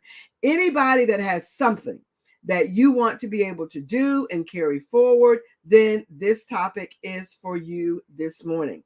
And so when I was at community colleges, and as Mr. Stevenson said, I retired. I was a senior vice president for all 58 community colleges here in North Carolina.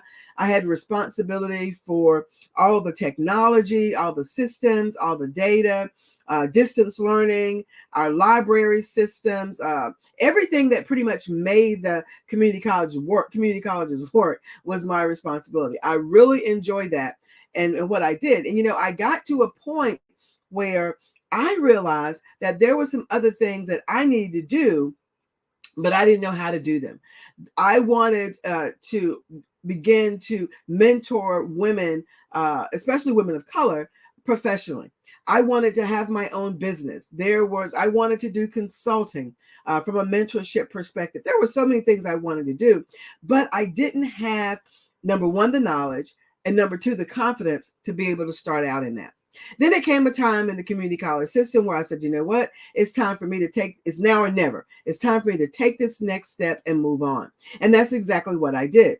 So, but before I did that, I actually decided, okay, let me talk to some people who look like they're doing what I want to be able to do, and then work with them and see, how can I do that? How can I take all the knowledge and expertise that I've amassed over the past 25 years, 16 of those being in the community college system, and do this executive level mentorship, executive level coaching, helping people supporting people as they move forward in their career, getting to that next level of leadership. How can I take all of that and be able to do that?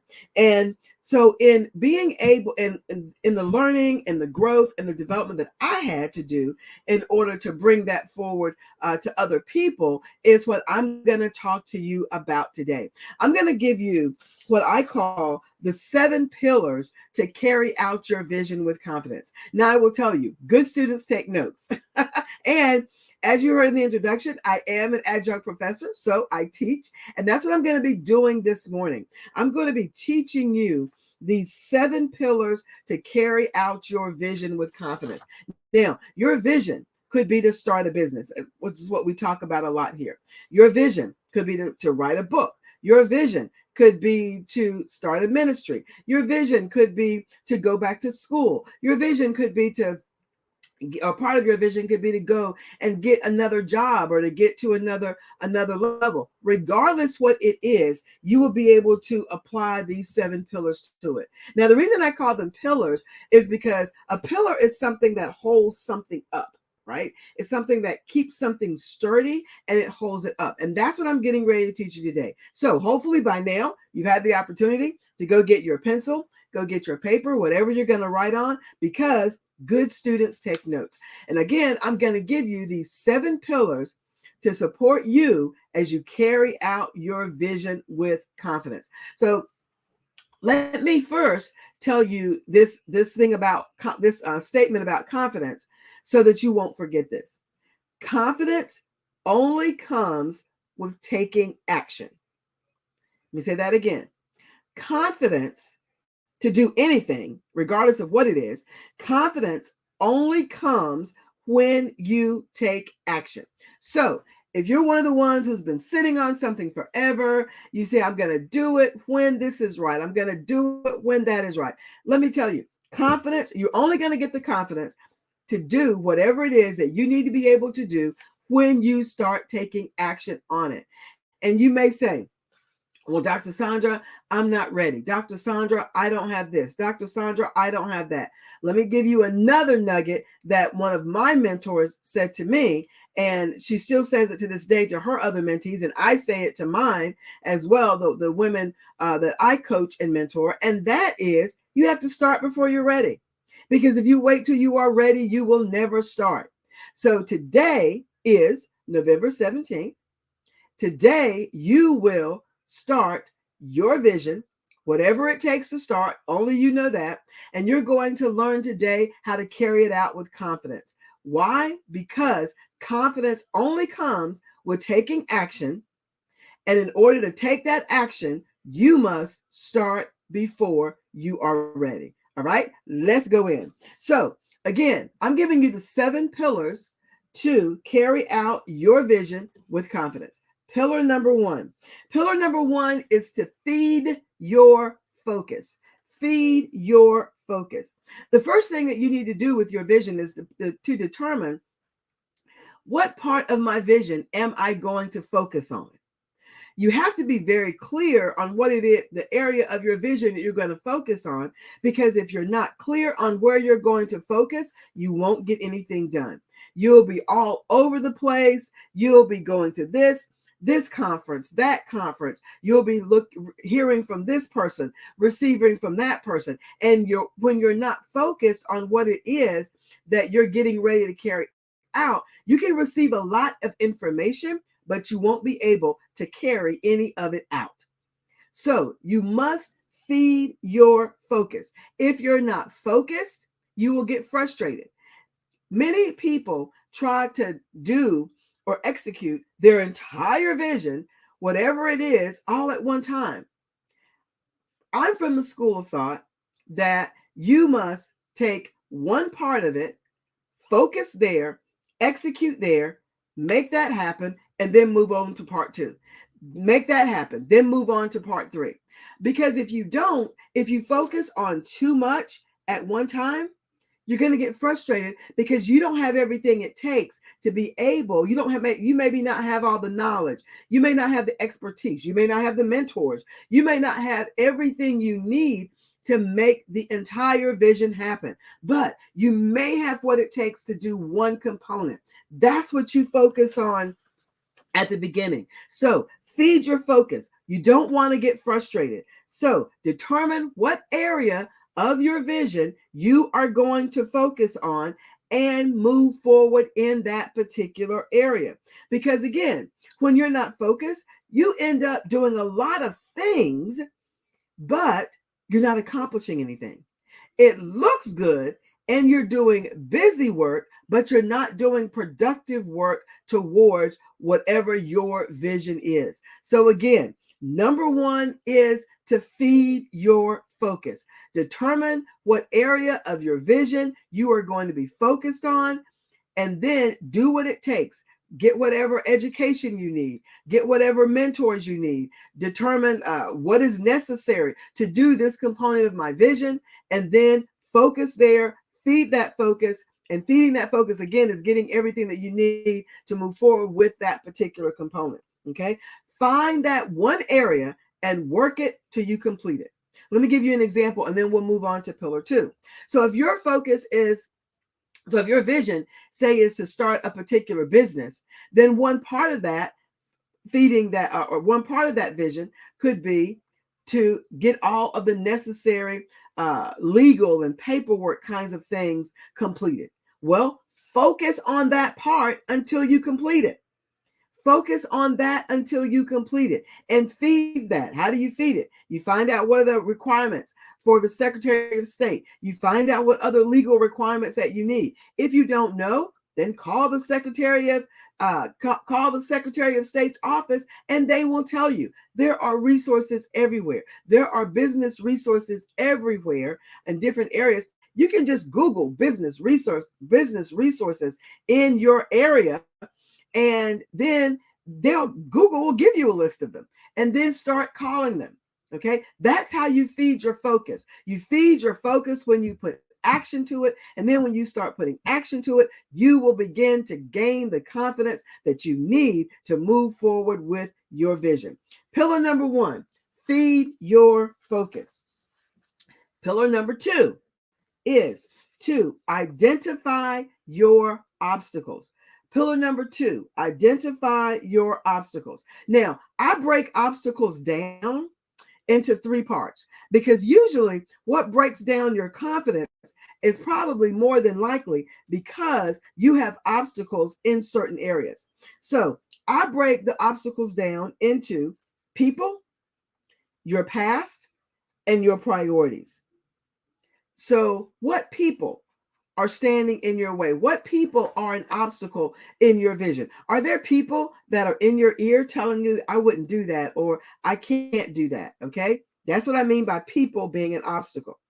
You need to identify things in your past that make you stand in your own way. Are there things that make you stand in your own way such that you will not move forward with the vision that you have? And again, whatever your vision is, it doesn't matter where it is, whether it's business, whether it's ministry, whether it's a personal vision, whether it's a financial vision. These pillars I'm giving you today will help you move forward and carry out that vision with confidence. So what, again, number 2 is identifying your obstacles.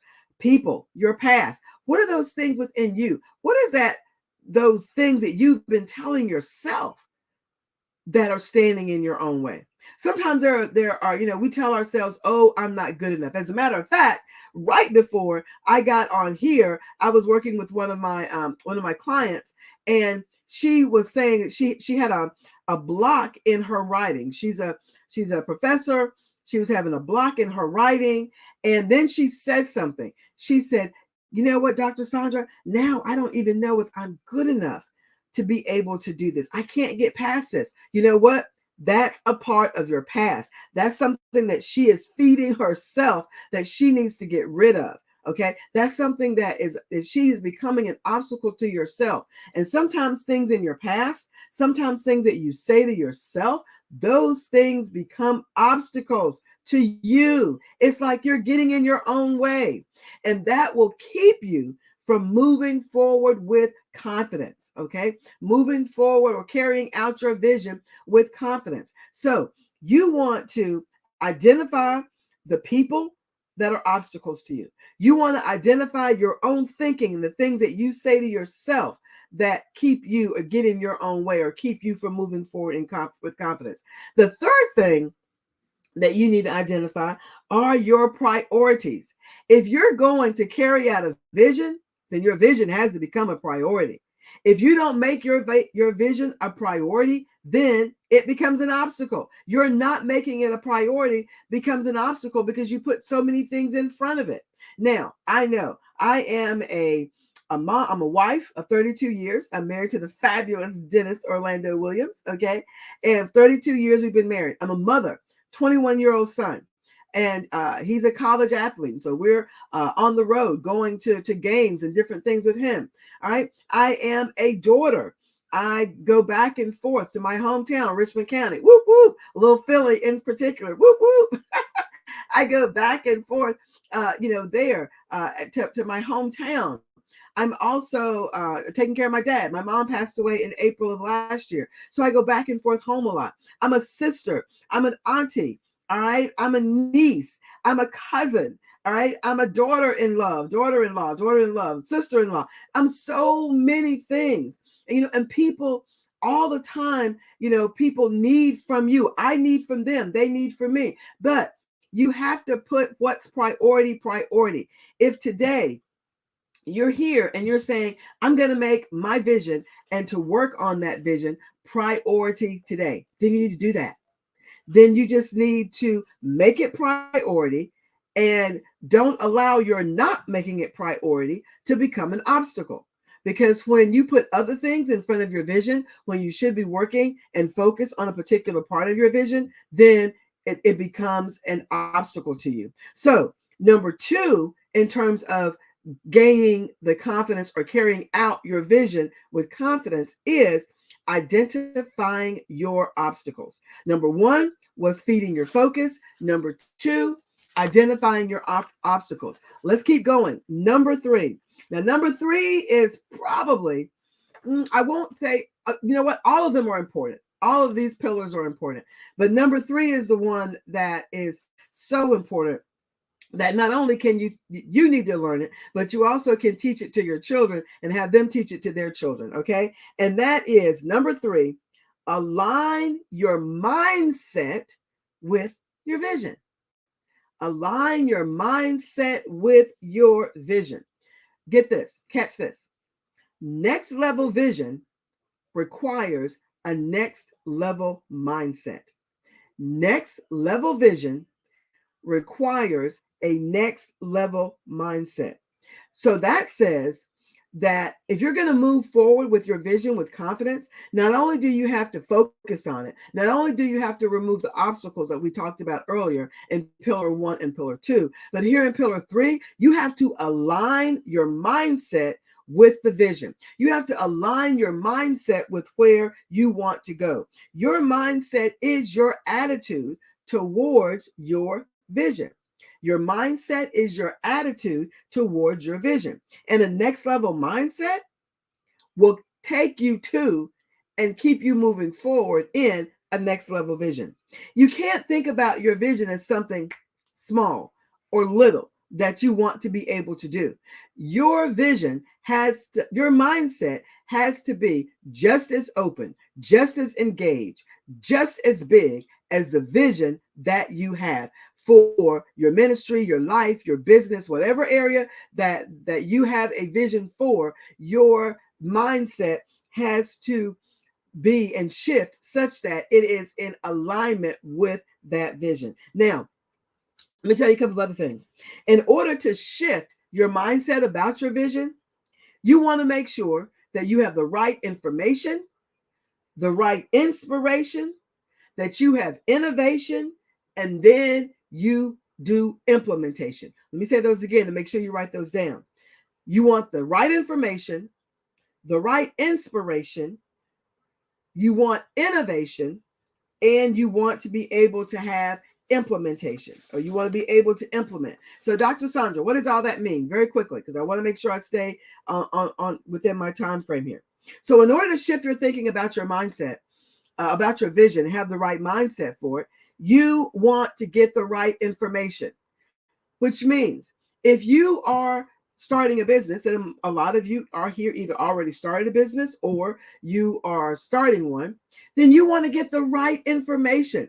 What kind of information do I need to start the business that I'm looking for? When I started my business as a professional coach and mentor, then I went out and I got information from those people who were doing the business.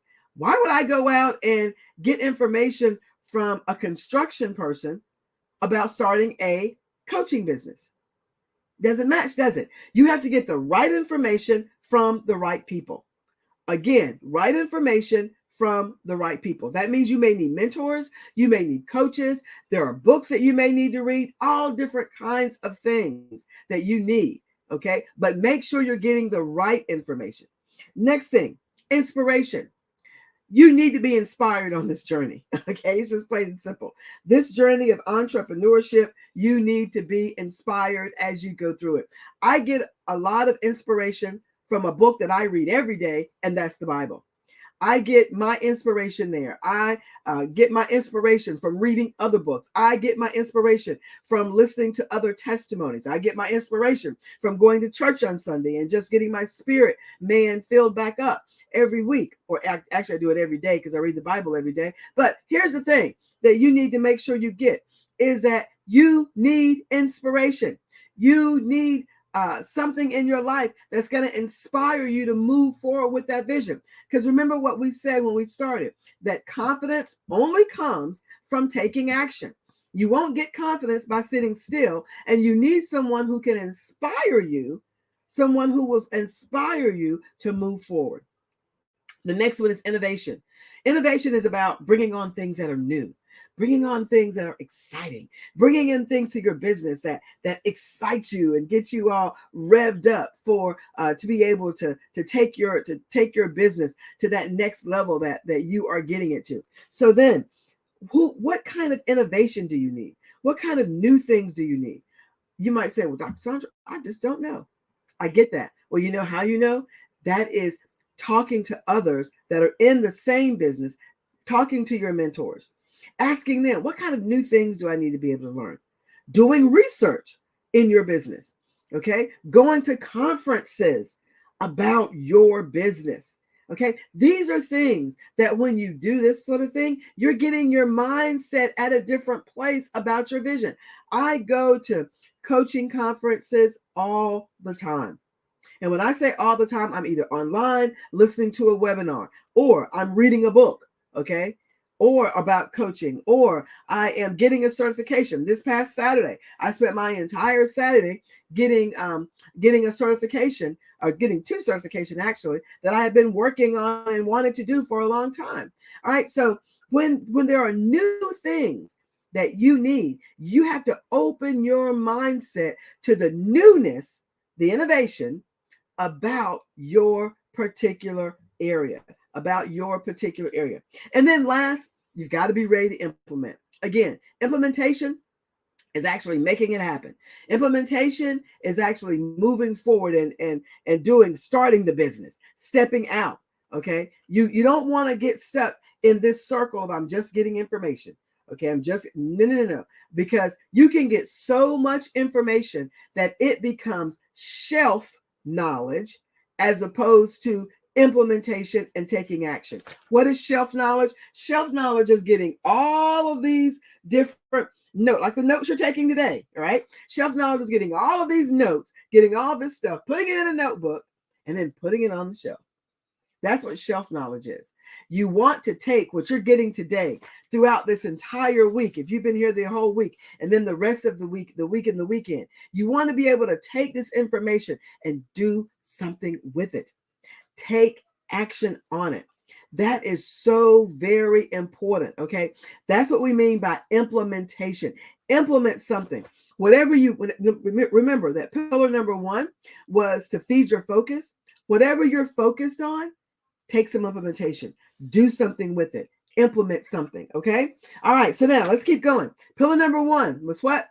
Feed your focus. Pillar number 2, identify your obstacles. Pillar number 3, align your mindset with your vision. Moving on to pillar number 4. This is another big one. Pillar number 4 is to align your community. Align your community. That's the people you hang with. Align your community with your vision. Now, your vision, I will tell you, is going to require a new level of relationships. Your vision is going to require a new level of relationship. You will not be able to implement what it is you want to implement if the only people that you are around are people that know exactly what you know. Let me let that sink in for a second. Let me let you catch that for a second. You are not going to be able to implement the vision that you have if you're only around those people that only know as much as you do. Because people can only take you as far as what they know. If you want to get to that next level with your vision, if you're ready to move forward with your vision with confidence, then you have to get in a community that has that same thought, that has that same mindset. Okay. You want to be around people that push you forward, not pull you down. And I'll be frank with you. If there are people in my life, in my community that are, in my ear, well, Sandra, I wouldn't do that. Well, Sandra, I don't know about that. You know what?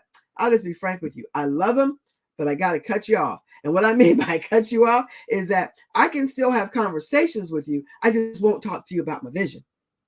Everybody is not ready to understand what it is that's inside of you that you want to move forward. Everybody's not ready for that. So you can't talk to everyone about it. So your community around your vision has to be more than just your casual friends. Okay. Your community for your vision has to be people that can mentor you, has to be people that can be an accountability partner for you. Someone that they may be working on their vision too, and the two of you hold yourselves accountable.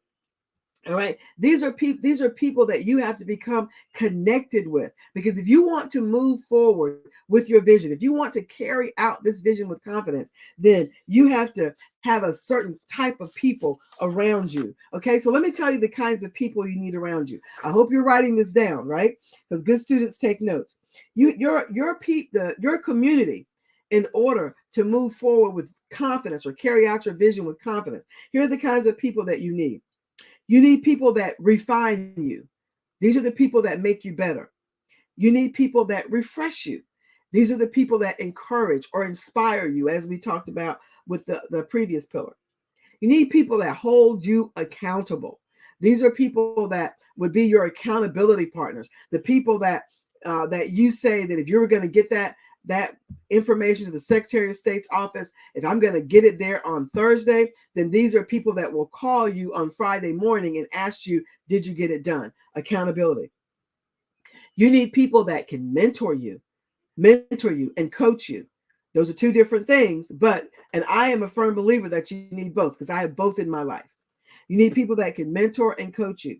You need people who can stand with you. Now, the people that stand with you, sometimes they don't understand what you are doing, but if you're doing it, they're going to stand with you. They're going to be there for you. For me, that's my family. That's my husband, my son, my dad, my cousins, my brothers. Okay. It doesn't matter. My nieces, my nephews, regardless of what I'm doing, they are always there standing with me. Okay. They're always there standing with me. And then finally, you need people that are going to pray with you. You need people that are going to pray with you and for you. Okay. So those are the kinds of people. If you want to carry out your vision with confidence, then you need people that are going to refine you, refresh you, hold you accountable, coach and mentor you, stand with you, and pray with you. All right. Let's go on, because we have two more. So reviewing really quickly. Pillar number 1, feed your focus. Pillar number 2, identify your obstacles. Pillar number 3, align your mindset with your vision. Number 4, align your community with your vision. And then pillar number 5, increase your commitment to your vision. Not only does your vision have to be a priority for you, but you also have to be committed to it. You must be committed to the vision that you have. Because you know what? If you're not committed to it, no one else is going to be committed to it either. If you are not going to do the things and take the time and sacrifice for whatever your business is, no one else is either. All right? To be committed, you have to be resilient. To be committed, you've got to be focused. We've already talked about that. Commitment doesn't mean that you're going to do everything correctly. Commitment says that, you know what, even if this didn't work out the way I wanted it to, I'm still going to keep forward. I'm still going to keep working on my business. Even though I didn't get any sales this week, I'm still going to work on my business. When I first started my coaching and mentoring, here, I will tell you, I was charging like $100 for a coaching session. Now, my coaching and I'll tell you, my coaching and mentorship sessions, if you work with me individually, are 5 figures, and people pay it. They do. Why? Because I did not give up. I knew what I had to offer, just like you know what you have to offer, and what you have to offer is valuable. I've spent 60 years amassing all the knowledge and expertise, that I have, and I'm committed to being able to supporting and serving other people with that. And other people are willing to invest in themselves to be able to get it. So regardless of where you are today, regardless of how much money you made in your business yesterday, know that you've got to stay committed. You've got to continue to stay the course so that you can continue to move forward. Let me tell you some other things about commitment. Commitment means also that you have to be willing to set yourself apart, which means that when everybody else is doing other things or going on these trips or whatever, you might have to take that money and invest in your business. Okay, been there, done that, right? Commitment, you might have to work some long hours at the beginning, staying up late at night. These are the kinds of things that you have to do if you're going to be committed to your business or to your vision, and if you're going to carry it out with confidence. Okay, so now let's move on to number 6, and then we'll go to number 7, and then we'll complete. Okay, so pillar number 6: invest in your vision, invest in your preparation. Bottom line, invest in you. Invest in you. If you don't invest in yourself, no one else is going to invest in you either. I invest in myself. I won't tell you the amount of time, the amount of resources, both financial and time, that I have placed into investing in myself. All right. And you must do that if you are going to move forward with your vision with confidence, then if you're going to carry it out with confidence, then you have to continuously invest in yourself. One of the best investments that I made outside of my degrees was being able to be coached and to be mentored for what I knew my business was going to be. And that was the best investment that I made. So make sure that you invest in yourself. Invest in yourself. Because remember, if you don't invest in yourself, nobody else will either, because you will need teaching, you'll need mentoring, you'll need coaching, you'll need accountability. And there are professionals that do this. And I will tell you, when you invest at a professional level, then you get professional results. Okay, that's something too. Invest in a professional level, you get professional results. Last pillar is pillar number 7, and that is you must have a plan. You must have a plan and write out what that plan is. Don't get all bogged down in developing a business plan or all of these things. The only reason you really need a business plan is if you're going to the bank for money, or if you're going to anyone for money, because you need to be able to show them how you're going to repay them. But if otherwise, just write down what it is that you want to do. Write down who it is that you want to do it for. Write down where you want to be able to get information from. Write down everything that you need and turn it into a plan. And a plan has dates associated with it. A plan says, this is what I'm going to do this by, and this is the outcome that I want, that I'm looking for. If you don't do that sort of thing, then you will find yourself again going around and around in circles. You will feel like you're defeated, and it's not that you're defeated. It is just that you didn't write the plan down. You must write down your vision. You must make it plain. So not only that you can run with it, but so that everybody else that reads it can too. Everybody else that hears it understands what that vision is. So let me close by reviewing the pillars one more time. Pillar number 1, feed your focus. Number 2, identify your obstacles. Number 3, align your mindset with your vision. Number 4, align your community with your vision. Number 5, increase your commitment to the vision. Number 6, invest in you, which is investing in your vision. And pillar number 7 is to develop a plan. When you do all of these things, then you can begin to carry out your vision with confidence. Will it mean that you won't make any mistakes? No, it doesn't mean that. We all make mistakes, but you will be able to carry it out with confidence. Again, thank you so much for this time and this opportunity. Mr. Stevenson, I'll turn it back over to you. Dr. Sandra Wall-Williams, we appreciate you so much for all of your insight and inspiration you gave us today with these 7 pillars. Just in case somebody wants to invest in themselves, how can they get in contact with you? They can get in contact with me. You can email me. And my email is Dr. Sandra, that's SAUNDRA, Dr. Sandra at drsandraonline.com. Dr. Sandra at drsandraonline.com. Thank you so much. Genius is coming, and I'll see you on the other side.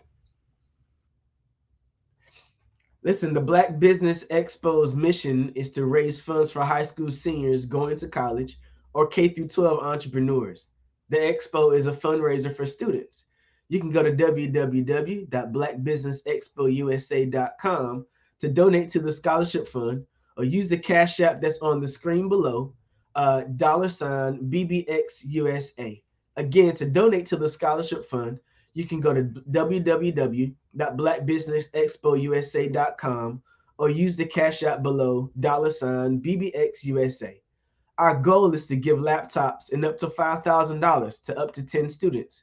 Students can register online at www.blackbusinessexpousa.com.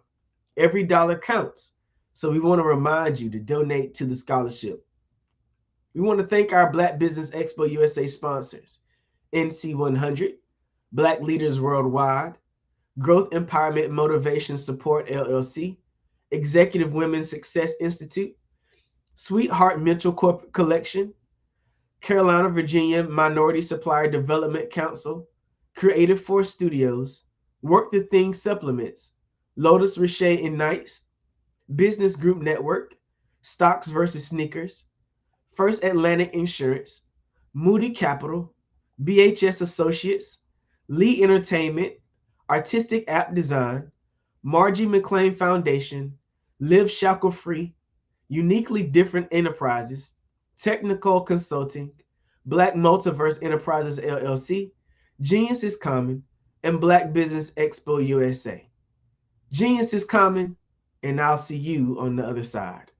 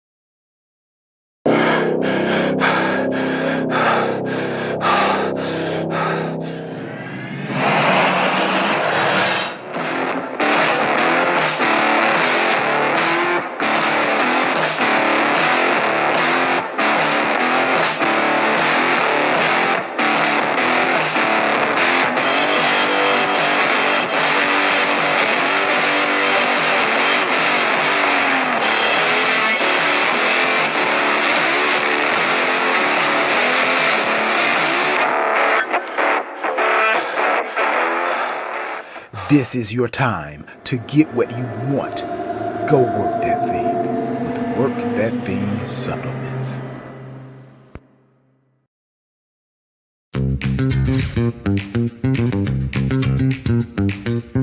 It's time for you to start bossing in social media. For all your social media needs, you come to the right place at the right time to get your website designed, landing page, social media platforms, and get the training you need to get in front of the people that's ready to buy your products and services. Let me train you with StreamYard, Zoom, Clubhouse, house, and much more. And let me help you get your virtual professionals, not assistants, because assistants can only assist you, but the virtual professional can give you that professional flavor that you need to expand your reach and increase your revenue. Jump on in and get in where you fit in and start bossing today.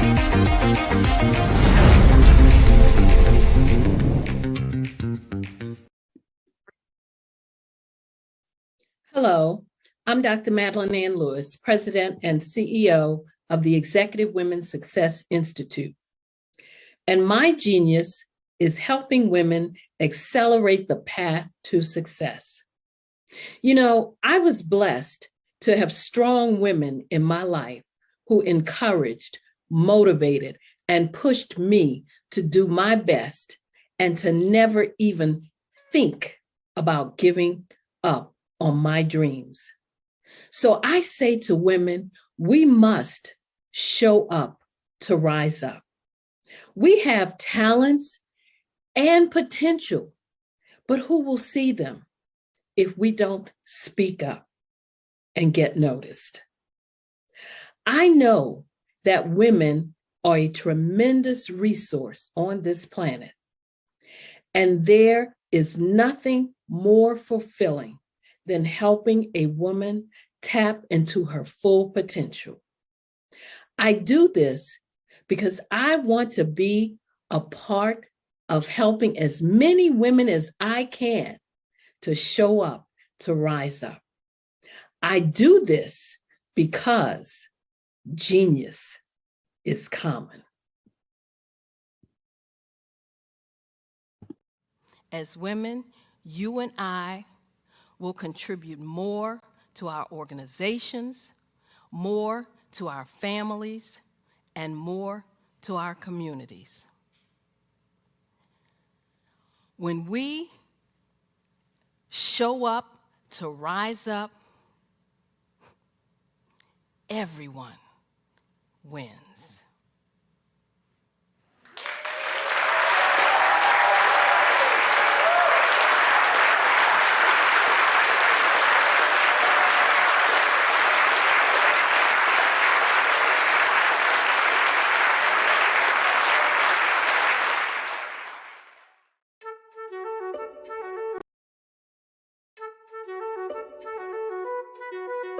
This is Dr. Arnold T. Petsworth. Yes, that's his given name.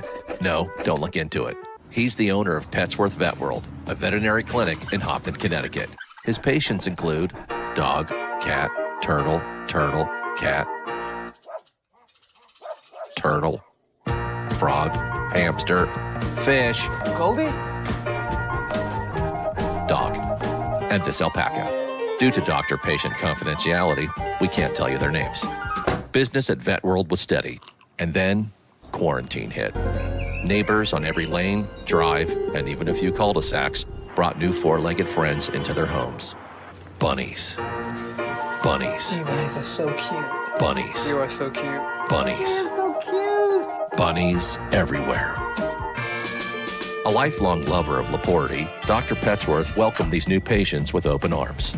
Hi, how you doing? How is she? Did you meet Jackie? Jackie, Barbara, Jackie? This is Betsy. The only problem? There were more appointments than he could manage. Yes, I'm gonna get to you. Give me a second. We're gonna get you in real soon. Don't worry, all right? And then...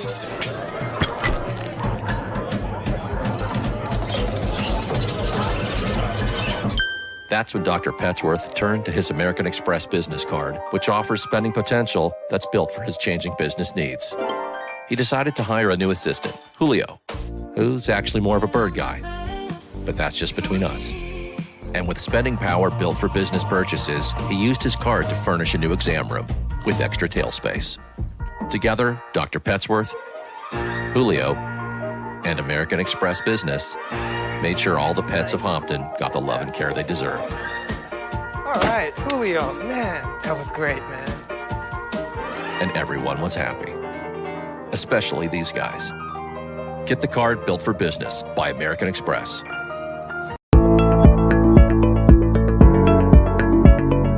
Prepare for for what's coming and dominate in economic winter.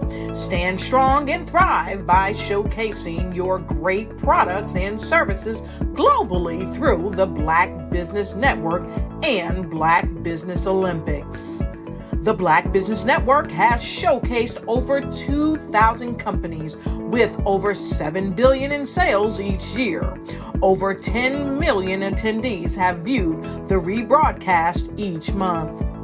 Through the Black Business Olympics, unique styles of business training and mentoring are turning students into business owners and entrepreneurial warriors who will dominate in any economy. Gain the ultimate advantage of the Black Business Olympics, 7 days of unbelievable topics and speakers speaking around the globe. Donate your time and experience to provide expertise and scholarships to students worldwide and change the world. Now, more than ever, new insights, tools, strategies, and capabilities are needed. This is your chance for a major presentation to the world. Fill out the form and join the more than 2,000 speakers who have presented to over 200 countries. Join the Black Business Network streaming live into the Metaverse, STEM City, Black Multiverse Enterprises, Hulu, Amazon, YouTube, iHeartRadio, Apple, Facebook, LinkedIn, Pod TV, IBM TV, Spotify, and Google Podcasts. Sign up today. Spaces are limited, and we will see you there.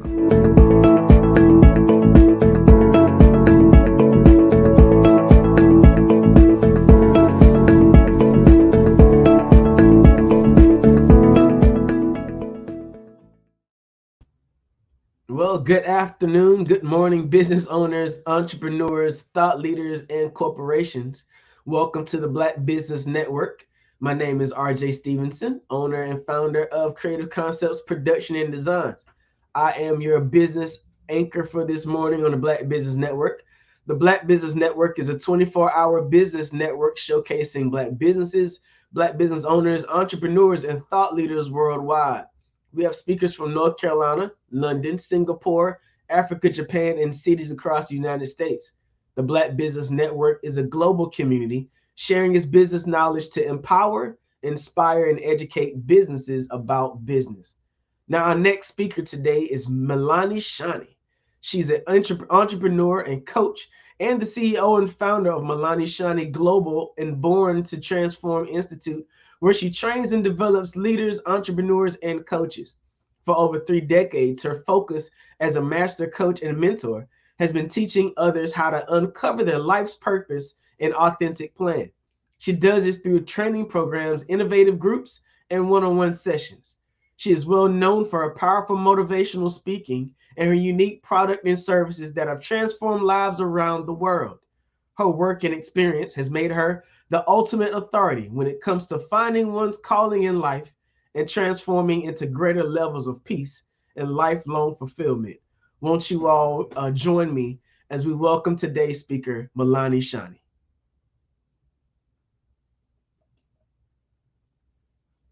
Hello, RJ. How are you? I'm doing great. And yourself? I'm feeling wonderful. Glad to see you here. It's so good to be here. I'm excited. Yes, ma'am. Genius is coming, and I'll see you on the other side. See you on the other side. Well, hello, everyone. I'm so excited to be here on the Black Business Network at the Black Business Olympics. And I brought with me one of my mentees, the powerful Amber Shani. She is an amazing, amazing young person, and she's been mentoring with me for about 7 years. She's an artist, she's a coach, and she is a creative. So I present to you Amber Shani. Hi, it's so good to be here. How are you, love? I'm doing well. How are you doing today? I'm doing fantastic. Thank you for being here with me today to do this interview. I thought, who would be better to interview me and have this fireside chat than you? So tell us just a little bit about yourself. I did say a little bit, but just a little bit about you. Well, like you said, I am a point of clarity and creative coach, and I'm part of Milani's first generation of coaches certified through her program, the coaching certification program, and the Born to Transform Institute. I'm an artist, and I am so excited to be here to help introduce Milani to this space, to this platform, because what she does is so incredible. Thank you so much. So let's get started. Okay, so Milani, the first question I have for you is, how did you get into this line of work?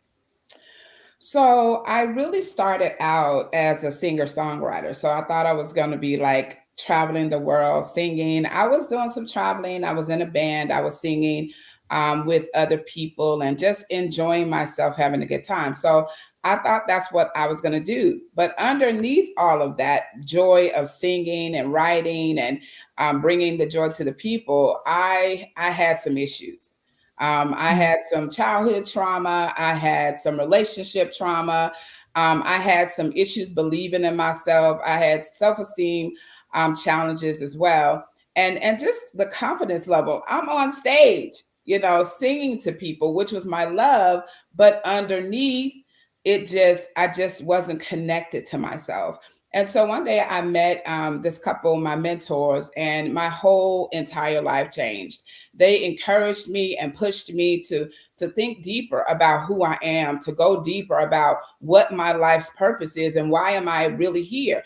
And when I healed or went through my healing process, I really did shift what I was passionate about. Don't get me wrong, music is still my first love, but I really wanted people to understand what I learned, which is, you don't have to live in pain, right? You can do what you were born to do. You can be who you were born to be. It doesn't matter what other people are saying, what other people are doing, what other people say about what you're doing. These are the lessons that I learned. It was so difficult for me to see myself through my own eyes. And that's what my mentors really helped me do, was to take a look at myself in the mirror and to see myself through my own eyes and to be able to bring that work and that purpose into fruition into the world. So they have been doing this work over 20 years, and their work with me was so powerful that I decided, that I wanted to also help people to know that you can be who you were born to be. That's what they taught me. Everything begins and ends with me. Take ownership. Take accountability for my life. And as a result of the lessons that they taught me, I began to do this work. I began to do study around this work. I studied with them and under them for 5 years. I was ordained as an interfaith minister when I was with them. And then I went on to do other things and pursue other certifications and degrees that were in alignment with what I was doing. So that was how I started. And that's so powerful, because I feel like that's always the missing piece, is that people have businesses, they have a goal, but something isn't clicking, and it's always them, and that's what you taught me, that personal development is missing. Yes. It is very important. Yes. So why is it important for coaches and leaders to come to you before they start or transition into their business? So what I found in my business, and I've been doing this over 3 decades, and what I'm finding is that people are doing things that they really don't want to do. They're doing things that are unfulfilling. And they've been doing it for years, and they've achieved. They're very successful.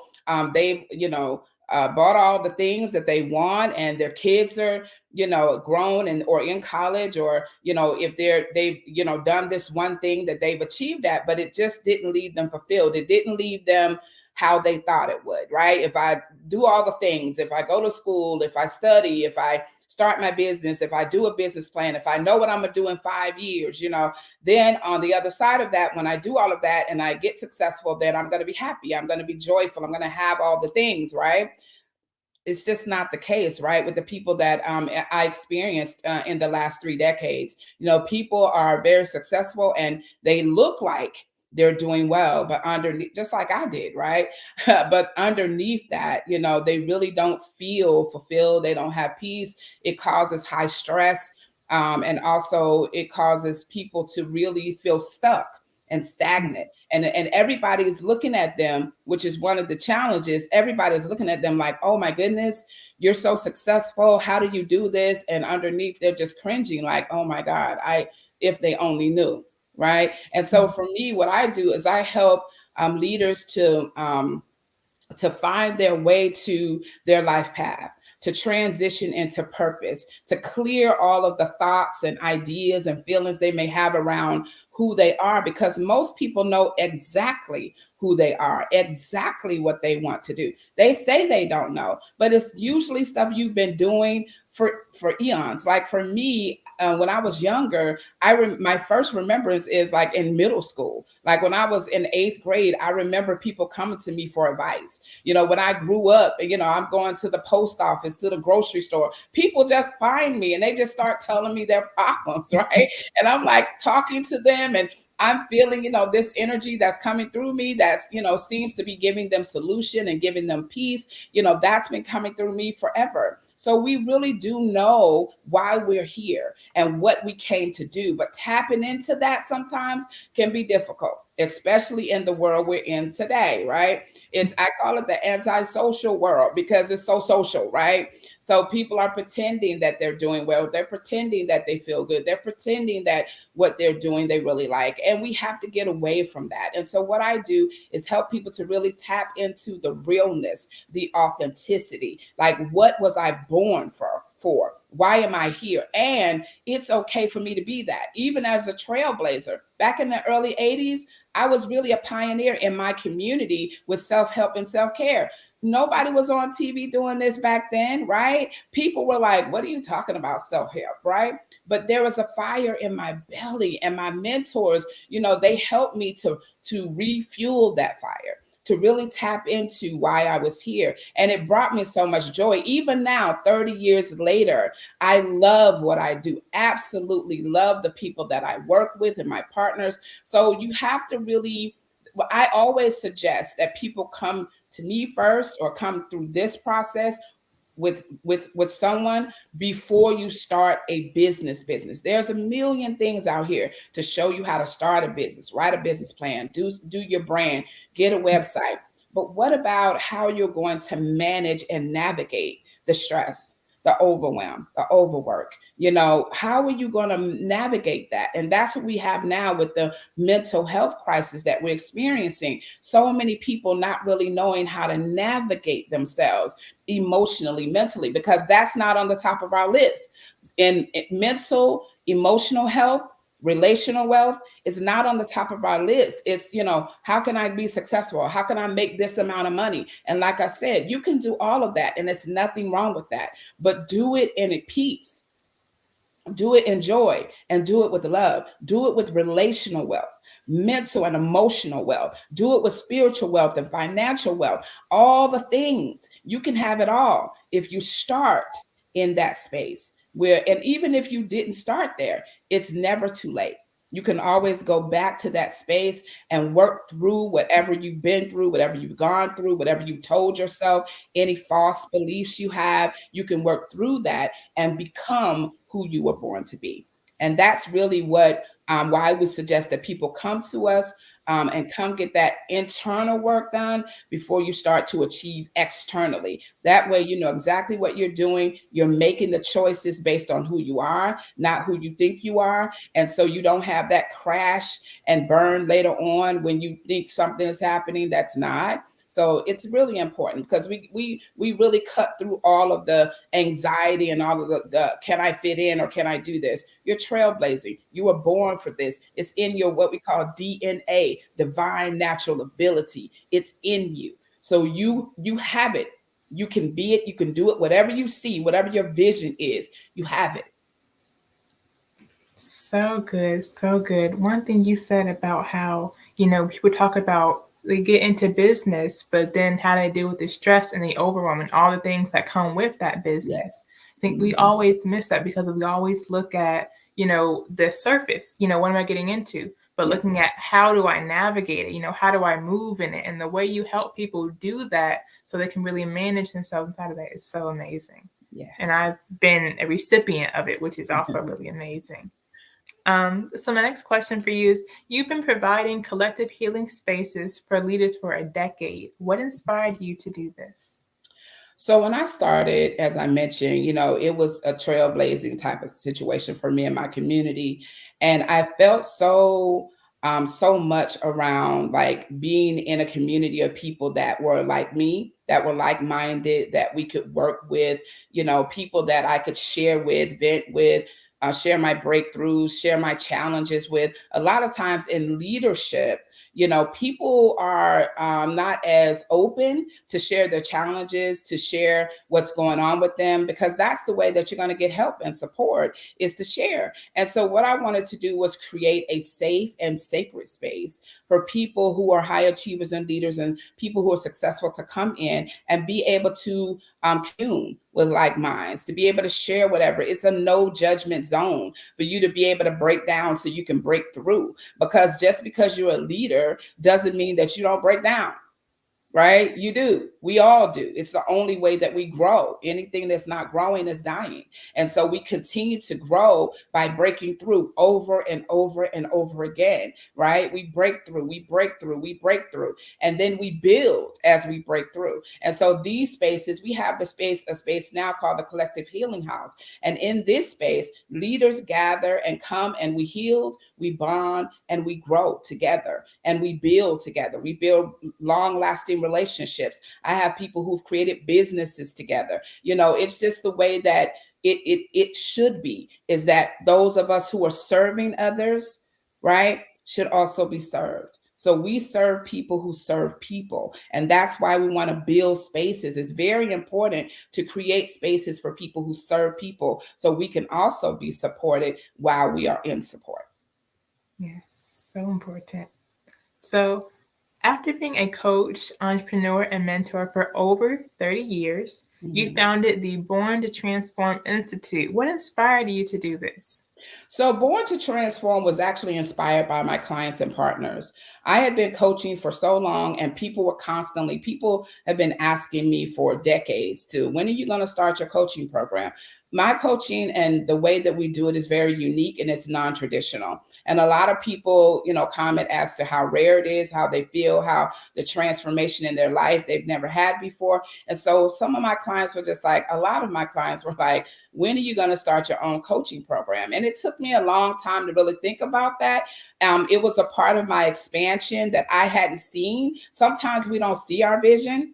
Sometimes we don't see what it is that is ahead of us. We know that we want to grow, but we don't know what it is. Sometimes the people around us, the people that we're helping, the people that we're growing with, those people are the people that will show us what our next step is, right? And so that's what happened. My clients and partners showed me what my next step was, what my evolution was for my business. And that was Born to Transform Institute, where we develop leaders and train coaches. It's a very powerful institute, and we've done first and now we're on our second generation coaches. We just founded it in 2021, and we've had some really powerful, successful coaches come out of that. So we're really happy about being able to do that. But it was the next step in my evolution for my business.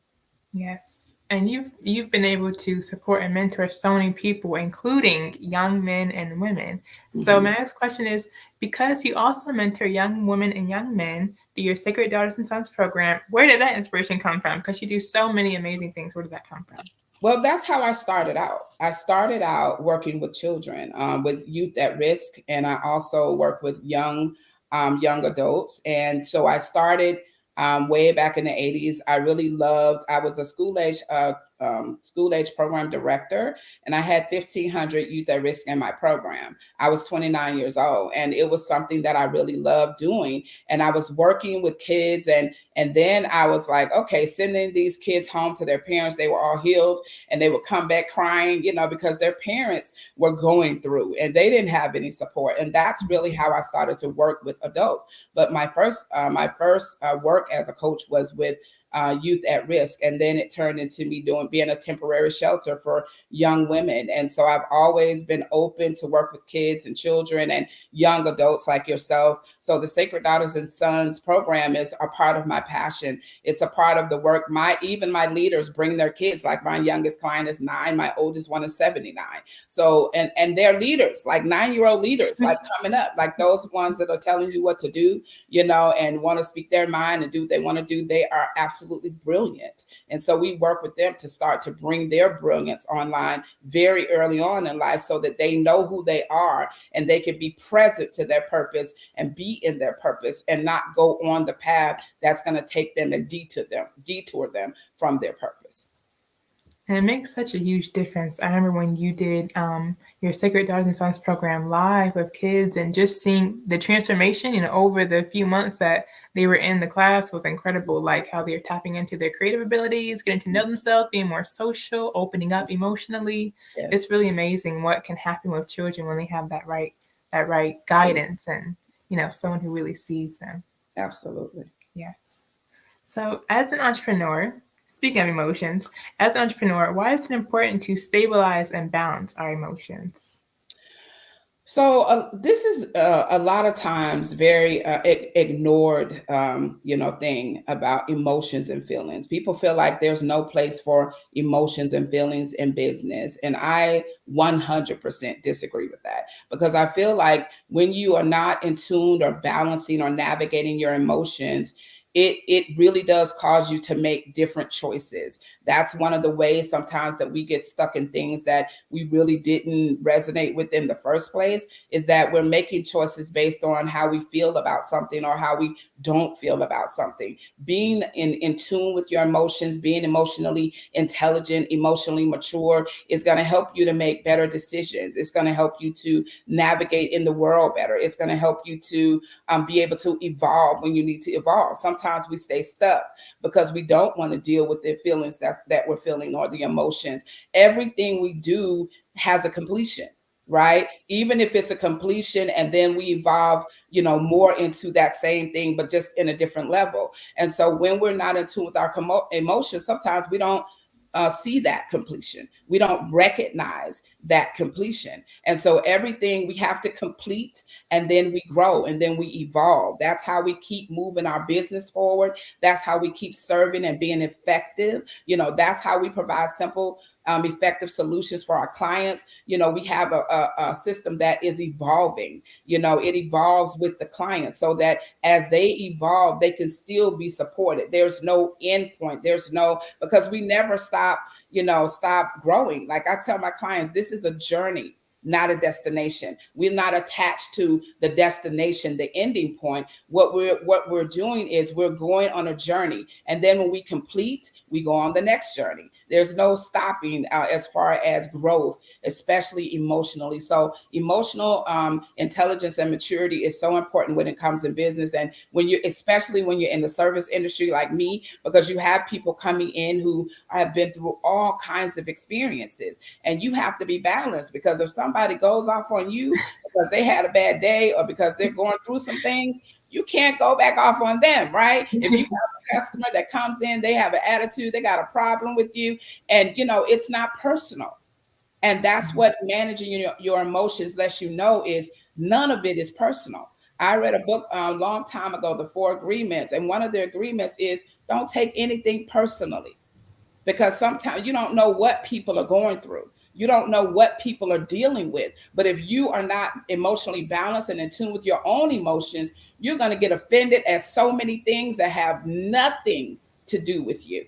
Absolutely nothing. And it's going to throw your whole day off. You're going to spend the whole day talking about it, or the whole week talking about it, or you'll just stuff it and act like it didn't happen.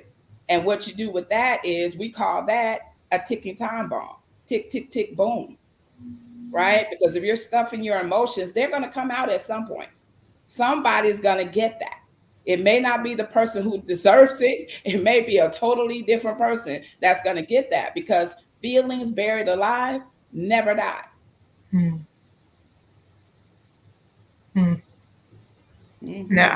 I don't even have nothing to say. That's just powerful. And so I've seen that definitely in my own life too. Yeah. Having to speak it so it doesn't, bottle up and not be able to be expressed and be expressed in ways that aren't to my benefit. Exactly. So you've also coined the phrase parent your mind, which went viral on TikTok. So what does parent your mind mean? Well, it's the same thing like I was just talking about, but I wanted to put it in simple terms so people would understand it. So it's like when you're parenting children, or if you're babysitting children, all of us had, our kids that we've kept at some time, and your kids will get unruly and you're like, hey, don't do that. And sometimes you have to tell your kids over and over and over again, don't do that, until they really hear it, until they really get it. Well, parenting your mind is the same thing. Sometimes we let our mind run amok. Our mind is powerful. It is such a powerful tool. If we use it correctly, it's going to work for us. It's going to support us. It's going to catapult us into wherever we want to go. But if we don't use it correctly and we don't parent it, we'll be off on some type of journey, some type of illusion where our London bridges will come tumbling down so fast we won't even know what hit us, right? And so parenting your mind is about really listening, first of all, to your mind. Listening to what it's telling you, and then making a choice in the moment. We have about 6 to 8 seconds to make a choice before our mind reverts back to the last thing it did, right? And so if we're trying to change a behavior, we have to practice in the moment. Right? And if we don't practice in the moment, we're going to keep doing the same thing over and over again. So if we're saying, okay, I'm trying to change the behavior, people say, I take 2 steps forward and 4 steps back. That's because we're not parenting the mind. We're letting the mind control us. We're letting the mind run amok and do whatever it wants to do. So we have to be able to navigate our mind and make decisions intentionally and be aware of what we're feeling and what we're thinking. And so it's like parenting. It's like, okay, what are you doing today? You get up in the morning like, what are you doing today? Okay, this is what we're doing. You're intentionally telling your mind every day, what are you doing? Because if you don't, with all that we have, all the social stuff, all the overwhelm, all the business stuff you're doing, you'll be somewhere where you're like, how did I get here? How did I get here? Right? And so that's what parenting the mind is about. And I think people liked it because sometimes people don't think they know what to do, but they really do. They just have so many other things running through their mind, and they haven't been intentional and sat still and been quiet for a minute so that they get that direction. So this is just a reminder for people to really pay attention to your mind. Yes. And it can happen so easily. You just around different types of people, with things happening in the world and on the news and social media, your mind just goes into a different place and you don't even realize it, And so it impacts us so much in our own lives, and we don't even realize the impact based on what's going on in our mind. Yes. So important to pay attention to that. Yes. So you're also the author of several books and journals. Can you talk to us specifically about your Fearless Leader Journal and your Notes to Self Daily Practice Journal for Leaders?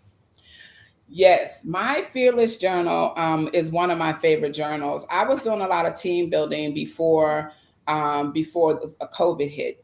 And I was doing team building in a lot of different organizations with leaders. And what I realized in doing team building is that a lot of leaders have a lot of fears, but we're describing it as different things. We're describing it as frustration. We're describing it as disappointment. We're describing it as stress. We're describing it as overwhelm. And so what I do is in my Fearless Journal is I ask leaders to identify what their fear is. I have fear attributes, fear challenges, and really look at what is this? Ask yourself, what are you afraid of? The next time you're angry, ask yourself, what are you afraid of?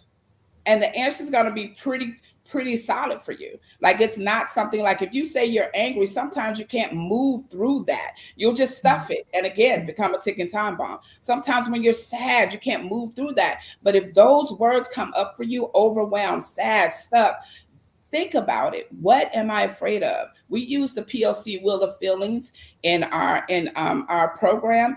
And that PLC Wheel of Feelings, we created because we wanted people to be able to identify their feelings. And on that Wheel of Feelings, you can identify your feelings and identify, are my needs being met or are my needs not being met? Am I working internally or am I working externally? And the issue with working externally is that external things fade. And so whatever confidence or self-esteem or whatever you get from external things, if that thing, if that person, if that place goes away, so does your self-esteem.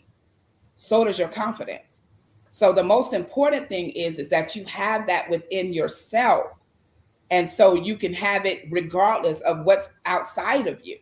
You can't define yourself by what you have, by your level of success, because that can change at any moment. But what you can define yourself as is, what are you going to achieve? Like, who are you? Like, what are you going to achieve from the inside out? Who are you being? Right? Who were you born to be? What are you achieving as far as your emotional, maturity, your spiritual maturity, right? That will keep you in business, like me, for 35 years strong and still going. When you have that solidness, that foundation, it's so, so, so important. Who are you from the inside out? That is sustainability. Not defining yourself from external things. That never fades. When you define yourself from the internal, it never fades. It never, ever goes away.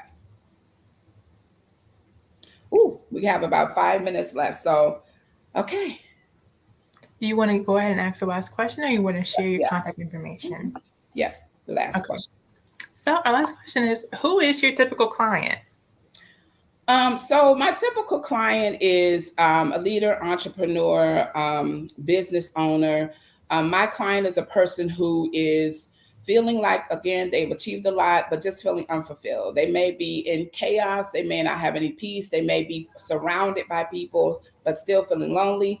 They may have accomplished a lot in their lives. They've done all the things, the trappings, what one of my clients call it, the trappings. They've got the stuff, the house, the husband, the everything, but their education, but they're still not feeling like fulfilled in their lives. And so my client would be that person who wants more, but wants less, right? Our solutions are very simple. We offer very simple, effective solutions for people who are purpose and mission driven, people who really want to transform their life and do something different, something that matters to them. We don't tell people what matters to them. We don't tell people, who they are, how to do business. We guide people into that threshold of understanding for themselves. That's what we do. So my typical client is that person who comes in, who's really open to be and do something that matters to them, something that they can be fulfilled in, something that's going to bring them peace and joy,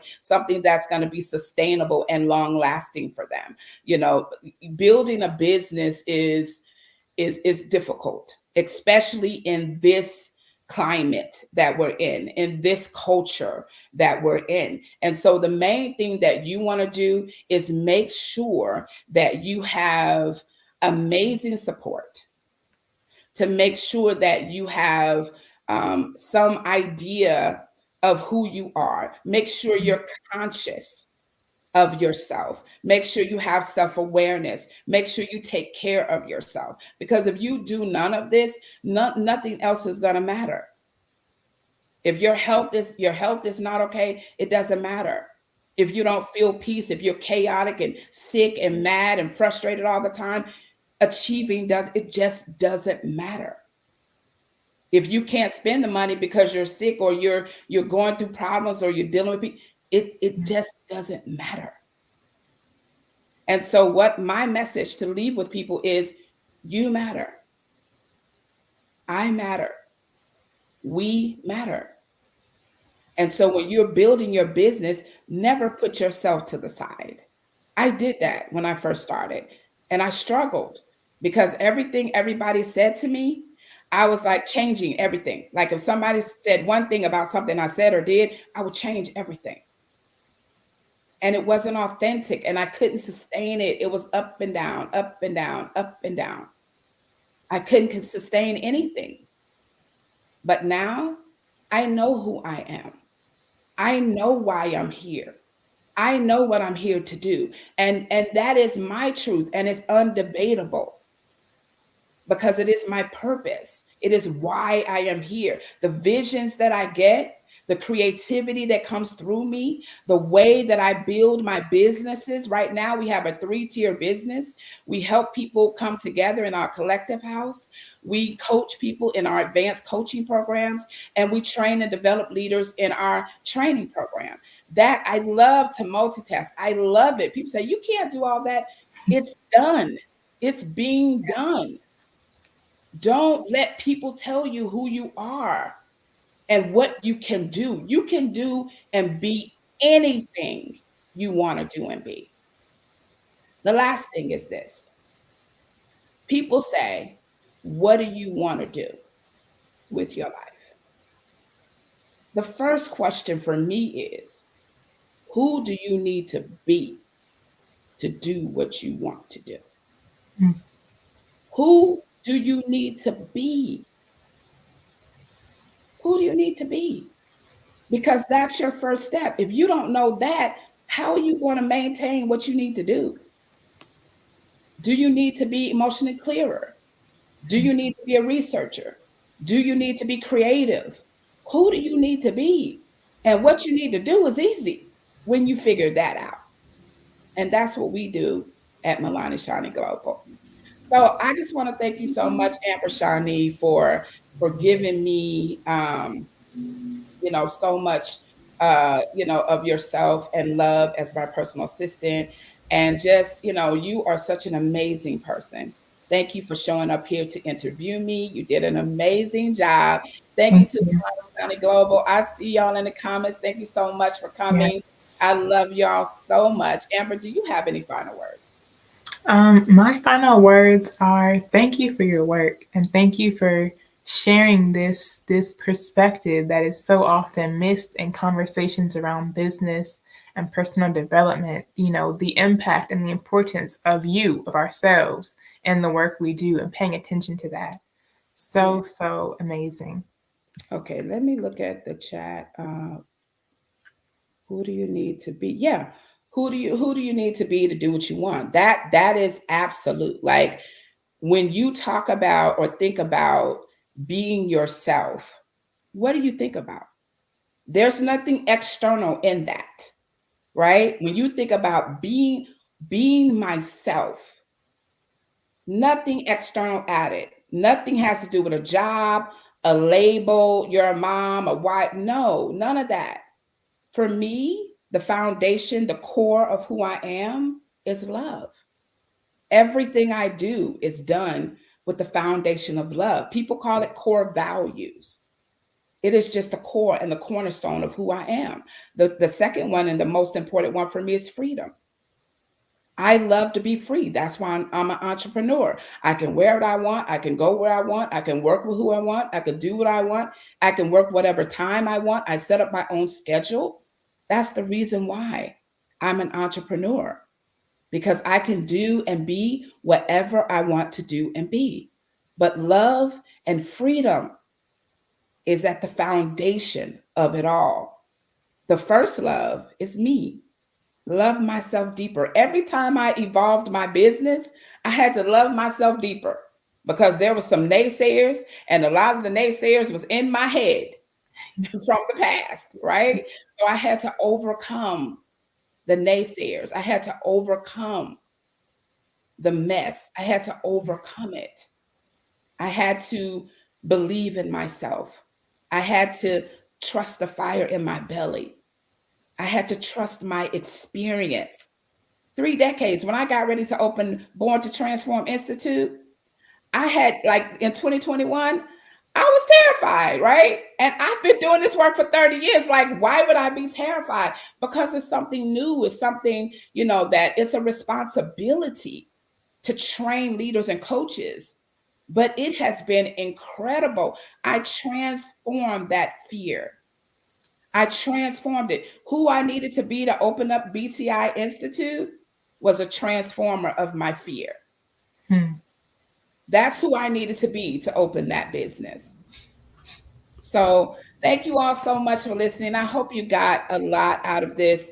If you want to reach out and connect with us and join our mission, you can reach out to us at msglobal1, that's the number 1, msglobal1.com, or you can reach out to us via email at info@msglobal1.com. Hey, RJ, welcome back.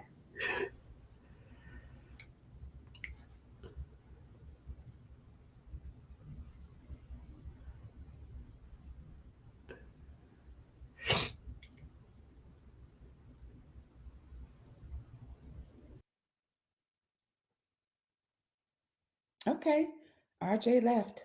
Okay, Amber, do you want to give any final thoughts?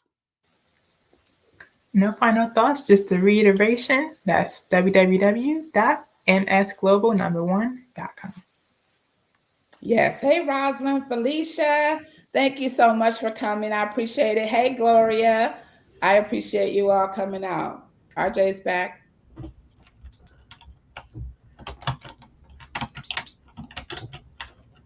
Okay.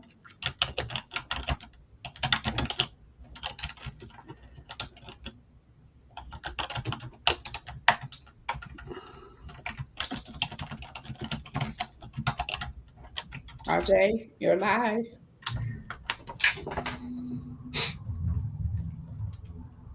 Can you see me? Yes. Yes. Oh, wow. Okay.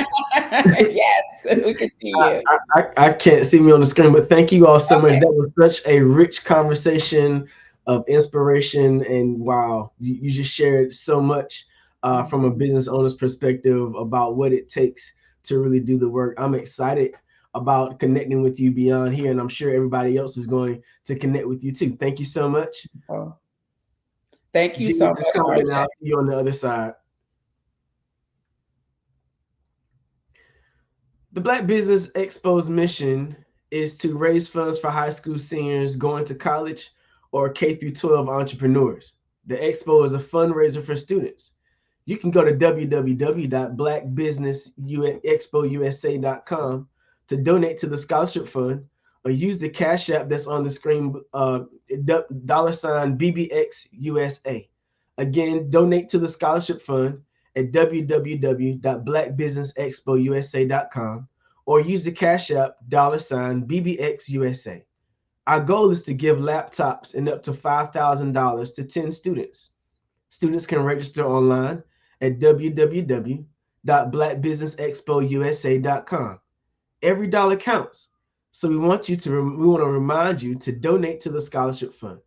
We want to thank our Black Business Expo USA sponsors: NC100, Black Leaders Worldwide, Growth Empowerment Motivation Support LLC, Executive Women's Success Institute, Sweetheart Mitchell Collection, Carolina, Virginia Minority Supplier Development Council, Creative Force Studios, Work the Thing Supplements, Lola's Reach Ignites, Business Group Network, Stocks versus Sneakers, First Atlantic Insurance, Moody Capital, BHS Associates, Lee Entertainment, Artistic App Design, Margie McLean Foundation, Live Shackle Free, Uniquely Different Enterprises, Genius is Common, and Black Business Expo USA. My name is RJ Stevenson, founder of Creative Concepts Production and Design. Genius is Common, and I'll see you on the other side.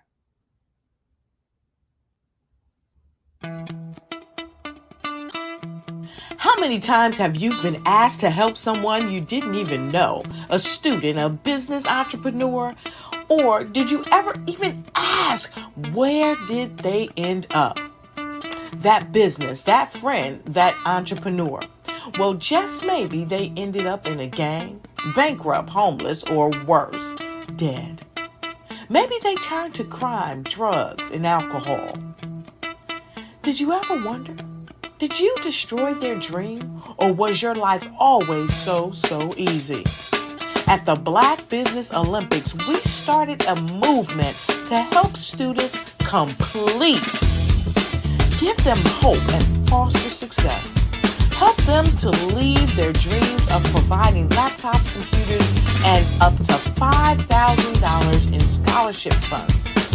Today, we ask you to help a student, a business owner, or an entrepreneur to realize their dreams by sponsoring them, supporting them, and buying from them. Consider this. With $1.6 trillion in our Black community, we only ask for a small donation for our students, our businesses, and our entrepreneurs. And you can change a life today. So I ask you, what are you going to do? Sit on the sidelines and watch our students in high school be losers, miss out on their dreams from lack of resources? Or are you going to donate to the movement and change their future and yours as well? Give us a call today at 919-308-9090. Change their life by investing with action to the Black Business Olympic Fund. The Black Business Olympics, one of the largest business showcases of Black business in the history of the world.